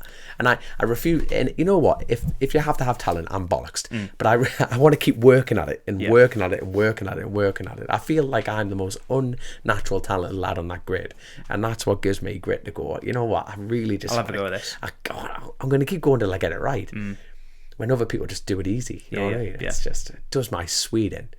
But like, Jeremy Williams was very much that symbolic nature of that, and I was told that because of Roy. You know what I mean? I thought I want to meet him, and when I met him, I was like, yes. You know what I mean? I'm sitting here and I'm like nudging, like, you know, and you know, it's like, actually, still pedal, can't he? My God, he can pedal. How old is he? 60? No, is he? He is. He's in his 60s. Mate, if like what? It's gotta be. Is he not like? What? Why give up? Why give up racing because of a number? No, wouldn't. I when I listened to your McGuinness interview the other day, and people were saying, oh, he turned around and asked, should I stop? Why? Do you think he's holding up a seat? Holding up his seat? Yeah, that's why he kept asking. No, not in the slightest. Nowhere near. I'd love for him to listen to this point of view as well. Probably won't. No, probably won't. No, nowhere near. Why would you? I know you've gone through. Should someone else have a chance on that bike? No. He was picking up Paul Jordan, something rotten. Yeah, I heard that. If anything, Honda should put another bike out. Like they've done with Nath. Is maybe run a side project on the side, like a satellite team. But he is. If you were going to put any rider on that bike, who would do a better job than John McGuinness on that bike? I don't. Really? John McGuinness. 100%. If you've gone through all those years of TT wins and everything else like that, and you still get out of bed at 53 years old and still hammer around at 131 mile an hour, why would you stop? And the main thing is, and this is coming from like a personal point of view as well, I race because I fucking love it. If someone turned around to me now and said, you have to sell that bike, I'd spiral. I'd go into a right state because I haven't got that kind of fix or that enjoyment that I desperately need. So why would he stop? Yep, I agree. And I've heard these interviews where he says, you know, he still gets excited when the postman comes with his new leathers. He's 53. It's class, isn't it? And he's still excited. And he is still a top 5, 6 man all day long. I know people are coming, but they're not there yet. Can you hear that in the mics? It's a flight, mate. These are top end mics. I have been. Do you know how long we've been here? No. Do you want to know? No. Good. Keep going. Is it a while? No, I'm not going to tell you. We can edit. We can edit it all out. We'll just put the intro and outro in. That's all we need. I don't think he should go anywhere. No. I don't think he should go anywhere. No. Not at all. No, I don't. Right. I did pull him on this, and I need to get your opinion on it. I'm going to have a rant about it, actually. Go on. If anything. I like a rant. I feel like I pulled his pants down a bit on this one, and I'm pretty proud of it. TT start numbers. Yes. How crucial, in your opinion, are they? Very. Why? Because I think it gets political with who's in front of who and etc's there. I think it's good for people. Hickman, I don't get starting at 10. Psychological catch. But he knows if he's on it, he's scything through that field. And if he sees Davey, game over. Like, and then you're bearing in mind, game like, over. I tell you what, when Davey, that impressed me when Davey caught Michael as quick as he did. Yep. In that stock race. Yep. And then Dean just pulled the pants down on the lot of them. That was phenomenal riding. No one in that race, I bet they went, oh shit. No, they didn't even have a chance to say oh shit. No. They just pulled up in the grid and went, I bet Michael and Davey and Dunlop must have just looked over to Harrison and went, what the hell happened here? Yeah. And then he did it again. Mm. It's class. Yeah. That's what racing's about. You need the start numbers. Definitely top 10, I think, are very, very crucial. 100% they are. 100%. John going if he goes at number 1, don't think it really makes. You reckon that much difference? It makes a difference to the end result. 100% it does. I think by the time who went off at 2, Davo. Then Dean. So I think when Dean came past John, it wakes him up a bit, and he thinks, "Fucking hell, I need to get going here." Because I think it might be in the first race, maybe the stock race or Superbike race. John wasn't that amazing, but kept ploughing and ploughing and ploughing. But when you've got the likes of Hickman that comes through the field, I think it shakes it up massively. Of course, it's like that wave effect, brilliant. Isn't it? It's that turbulent wave. As soon as Hickman sees Toddy, it's game over. Yep. Straight away. But Toddy doesn't know that yet. That's it's the game of chess, isn't it? Yep. That's exactly. So I think it's really important. You went off at number 13. But the gaggle that you were with, I thought was really good. Hutchie, Connor. I have never had a tour around there on a big bike. Until this year. No, I was 13. I caught Hutchie. And like, Connor was like that bit further out. I caught him he was breaking down at that point. Oh, it doesn't count then. No, but like I had, and then who was 14? I think. Who was 14? Hey, that's terrible, lad. Don't think they were there. Because Rob Hodgson was 15. Who the hell was 14 going to be? Craig Neve. God love him. Yes. Northwest 200. They are. So I had that was a bit of a gap. So I've never, in the race. Yeah. But like the reason I caught John with his pants down, he said, "Oh, it doesn't matter what start number," and then he immediately went, "Oh, I wouldn't want to start at 20." No. But you just said, like to John, I said, "Well, you just said start numbers don't count." I think they're very important. Of course, they're bloody important. I think when John was on form at 3, yeah, 3 was a lot of the years. It's perfect for him because maybe Locker was 1, Archibald was 2nd. You're coming through. They're your kind of rivals. Once you see them, the race is done. I meant as far as a position of getting a tour for a learning. If someone said, "What number would you want, Dominic?" I would beg for number 1. Would you? Beg for it. You've been number 1, haven't you? On a twin. 20 mile an hour down twin. Yeah, that doesn't count. You're getting beasted down a straight line. Yeah. But for me, imagine if I could go number 1, Jamie Coward 32 man. Yep. Connor Cummins is a 33 man. Yep. You know what I mean? Like the list go like James Hillier 32 man. Yeah. I mean, it'll only pull you along. How can it not? Imagine you get a third Honda ride next year, number 1. It's not going to happen. You know that. I know that. No, but if I got number 1, fuck me, I would love it. Imagine that. I would love it. Number 1 is just everyone's watching. Mate, someone gave me number 1. You'd stole it. I would probably snore me. There you are. But number 1 is just a license. Like it's not even a license. It's a fast forward button. It is a fast forward button. 100%.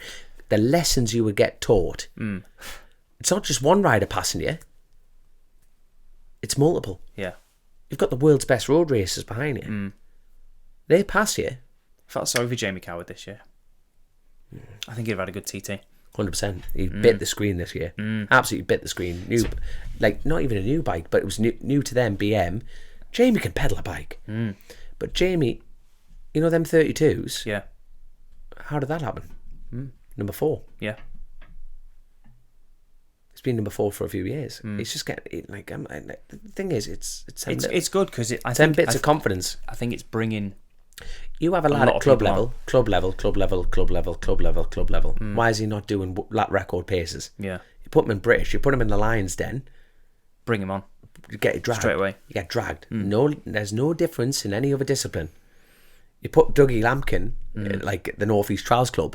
Yeah. And don't put him on the world stage. He's going to be down. He's going to stay there. Yeah. It's a lobster effect, isn't it? Yeah. The lobster try and leaves the tank. The other lobsters drag him down. Imagine you went number 1. Sink or swim. Could happen. Shit or shovel. You know what I mean? It's like. Do you ever get a say in it? Nope.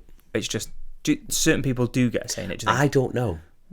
I think they do. Yeah, I do. I'm not being funny, but if you were Michael Dunlop, you tell them where you're going. But we don't know. I've got a very, very strong feeling that Michael asks for number 6. Yeah. if Michael has to go number 1, I think, how man? He wouldn't do it. Welcome to the circus. No, you know what I mean? Like, but in the same breath, I'm very lucky I get asked to be seeded. Top 20 seeded, yeah? Yeah, top 20. I've been seeded, but it's like in the top 10, I'm going faster. Then I got punished for being 16, and then now to be fair to them, they asked, "Do I want to go 13?" Because people don't deem it lucky. And I'm like, well, Lee Johnson 13. Yeah, but Lee's not there anymore. There's another curveball. Lee Johnson did an outstanding job on that commentary, by the way. Brilliant job. I need views like his. He gets really good views on YouTube. Really good. This is not the way you start by interviewing me. You know that, don't you? You regret this. He does. Doesn't annoy me. I'm like, I need to do stuff like him. Need to desperately. Just charming, charismatic, and know what you're doing. Yeah, he's good. He's very good. That's what I say. His commentary this year, mate, brilliant. was amazing. He was built for the job. He was built for the job. And the thing is, he could hop at the TT next year and still go like for clappers. I loved he was trackside. Yeah, and got to experience how fast it is. It'd be interesting to see if he actually wants to come back after being trackside. Yeah. Have you break down and watched? Nope, I turned on. No, not for you. No. It's stupid. No, it's just jealousy. You're like, it's stupid. Bellends, they're getting to go round. How, from an outsider looking in, when you sit on a bank or you sit in a hedge and a bike comes past, I don't care if it's number 60. Oh, it's flying. It's flying. I watched at Snugborough. Yeah. Just on the left before you tip in. I watched Hickman's 136 from there.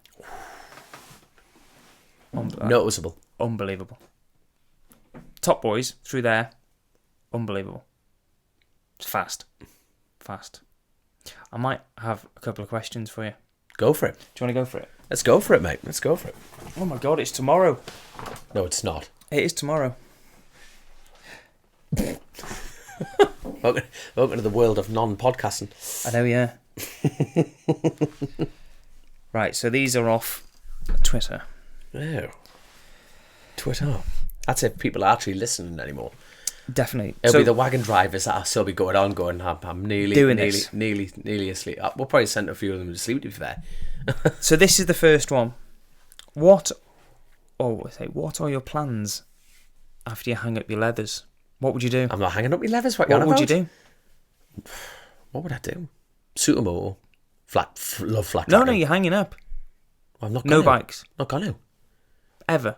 No. Full on Jeremy McWilliams. Well, what? That's like giving up a colour. You know, like, what's your favourite colour? Why am I on the spot now? What is your favourite colour? Yellow. Now, me trying to tell you not to like yellow. Green. No, but you know what I mean, though. No, but for me, it's like, it's like farmers who give up the farm. Yeah. They don't, do they? No. Just keep doing it. They just keep doing it. It's not happening. Once a farmer, once a copper. What stupid question? It is a stupid question. Who asked that? Mark, get stuff, Mark. Thanks for the question, mate. It's on happening. Someone's asked, and their at is Manxy, whether that's male or female. Did you go full Italian backsack and crack when riding the Ducati at the TT? Always am, mate. Always am. Full Italian. I could have put money on that. Full Italian. So naked from the eyebrows down. So this one here, it says, ask him about being tapped out in 6th gear, throwing the anchor out. What's this? That's Ian Mackman's, mate. Ian Empson. That's him, aye. Yeah. He said that years ago and I copied it. It was mint. What is it? Just a saying? It was just him. I think it was a track day or it was a race meeting or something like that. He goes, wait, I just went down. I chucked the anchor out. I'm like, what do you mean chuck the anchor out, you bet? You know what I mean? It was so funny. That's where that's from. And every time he sees me, he chucked the anchor out. It's mint crack. Oh, I love it. This is from Lee. Lee says, who's been your biggest influence in road racing? And who did you call on for advice when you started? That's deep. Wow. Who's your biggest influence? Could be past or present. No, it can't be. It can't be past. Nah, it's got to be my dad. Because I love your dad. My dad. Like, the thing is, my dad he's a racer through and through to his core. Classics. Doesn't know. Yeah. Like, he hasn't done. He's done. I mean, my God, his years on a bike. It's like less than 3% on modern stuff. Less than 3%. He brought the top hat in. No, it's not a top hat. What is it? It's a Stetson pork pie hat. It's not actually a pork pie hat. It's called a Stetson. Yeah, Storm Stacey's trying to copy him now. Nah, but that's a top hat. Big difference. Is there a big difference? Big difference. Physical height difference. It's a Stetson pork pie hat. Has he still got it? Mate, he's going to get buried in that hat. That is his hat. Last time I saw him, he wasn't wearing it. Never. That's weird. So your dad? It's got to be my dad. I love that. It's got to be me. I love that. It's got to be my dad, because my dad's not going there to win races. He's competitive. He works hard. He just... He can pedal, can't he? He can pedal. But, like...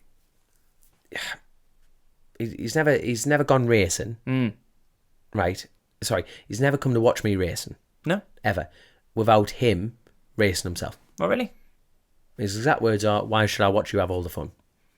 Is that not a racer? That's good. I love that. Isn't it? I love that. You know what I mean? If you want to go racing, put your bike in your own van. Off you go, son. Standard one from Aaron Hook is, how can you sit down with the balls that big? Well, the infection's clearing now. The antibiotics are doing a good job. Do you get asked that a lot? Well, about the infection?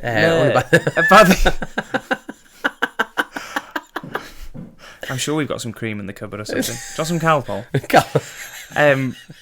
Everyone says that about TT riders, don't they? Yeah, it's willing that, there is no safety net at the TT. No. There is no safety net. In road racing, there is just no safety net, and that's just the buzz of it. Like you say, it's just like, if you're not shitting yourself going to the line, what's the point in going? What's the point in being a road racer? What is the point of being a road racer if you're not shitting yourself? There is a road racer with the nickname the Baguette. Do you know who that is? No. He's pretty banged up at the minute as well, and he won't mind me saying it. Tom Weeden. The Baguette? Like, the Baguette. No wonder his ankles are smashed. He's, yeah. Did it get catching in the chain or something? I'm going to say, how do I know this? Mate, you're the one with the YouTube follower, and I don't want to know. I remember seeing a picture, but it wasn't a picture of that.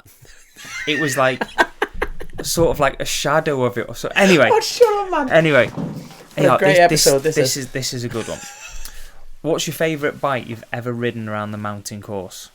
John Chapman's TSR 250. Love that. What's your dream bike to ride around there? John Chapman's. I don't know. Them, like riding a two-stroke around there. I know nothing about two-strokes, but my God, that was just phenomenal. If I had fuck you money. Yeah, one of them. TSR all 250 all day long. A two-stroke 250 around there is phenomenal. I love that. Like, phenomenal. Oh, I miss that smell as well. Oh, mate. Like, and bear in mind, I didn't do motocross, nothing. I first got on a bike at 21. No motocross experience, nothing. No. The only two-stroke I got near is my own chainsaw from the age of 14. You know, like, that's as close. But there was something just about having no engine braking. Nothing. The thing could seize up at any moment. You look where it turns, and you just went, this is amazing. Now, bearing in mind, you know, like human nature, where you have basic survival instincts, even if you never taught them. Yeah. The human body has a human nature to survive. Yeah, that is how a bike racer feels when he gets on a 250 TSR. He doesn't know why he's there, no nothing.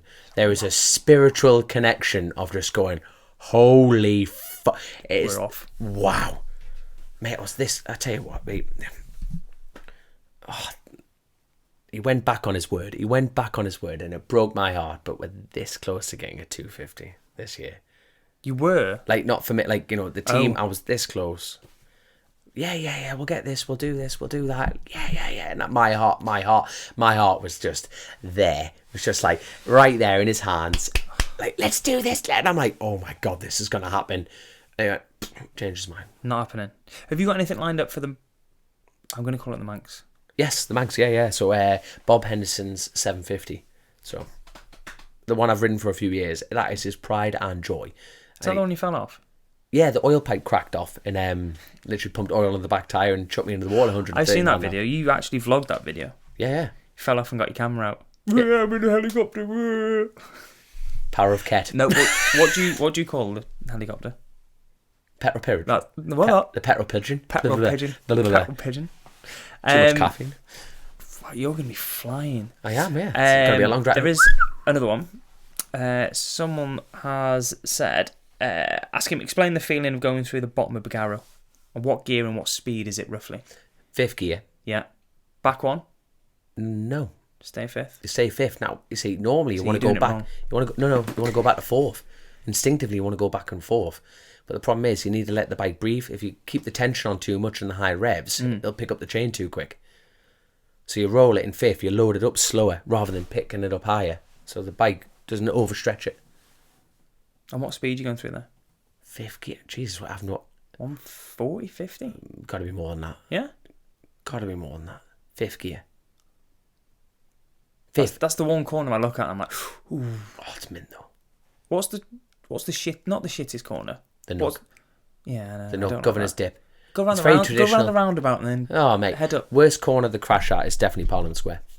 100%. Because everyone's there. Because there's 3 pubs and every dickhead in the iPhone's going to film you and remind you for the rest of your life. Yeah, you wouldn't get away from that. No way. No way. No, people can. Yeah, it's a bit greasy. It's a bit this. Yeah. Oh, poor no boy. one's down there either. You know what I mean? No, exactly. That's it. But Parliament, the whole world will remind you forever. Forever. What's the one corner you tip into and you're like every time? The left and the right. Someone give me good advice for the Southern. Talking of left and right, they're going to need to watch out for the 2 walls. The one on the left, one on the right. Yeah. Is there a corner that you tip into and think? Ooh.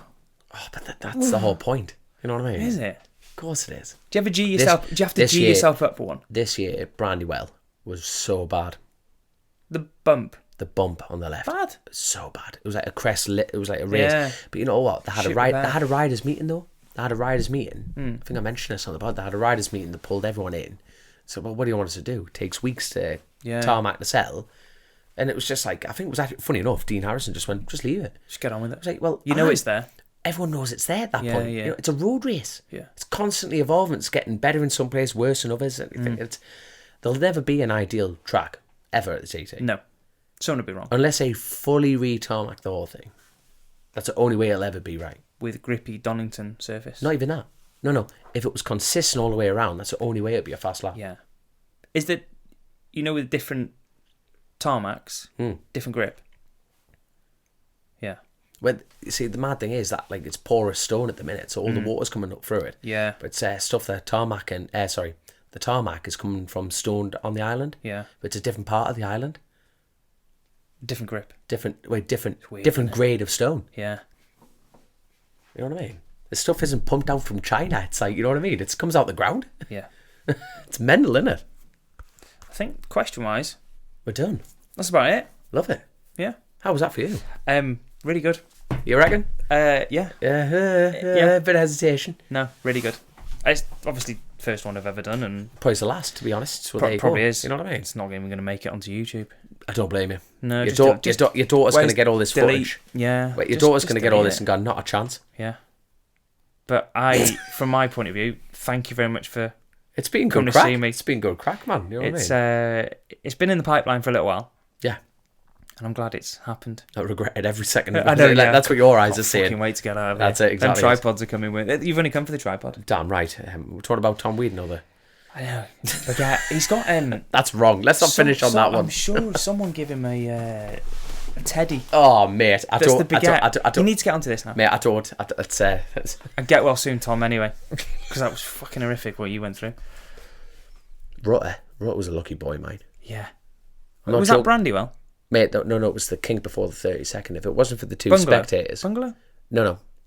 We're past the bungalow. So it's, the 32nd before Windy Corner. Yeah. It was like kink before there. No marshals. Like, obviously, it's slightly just off line of sight. On the twin as well. Yeah. Of all things. I know. If it wasn't for the two spectators on the bank side slowing us down. Oh, yeah, I heard that, yeah. I would have mowed him in half. Yeah. I was the first one through, and if it wasn't for them two spectators, I would have mowed Michael Rutter like a deer in the road. Oof. That quick. Looking forward to the Southern now, yeah. I am, mate. It's going to be good, isn't it? It's going to be a laugh. Yeah. From my point of view, thank you very much. No problem at all. I really appreciate it. Oh, it's been good. It's been good. It's been good, hasn't it?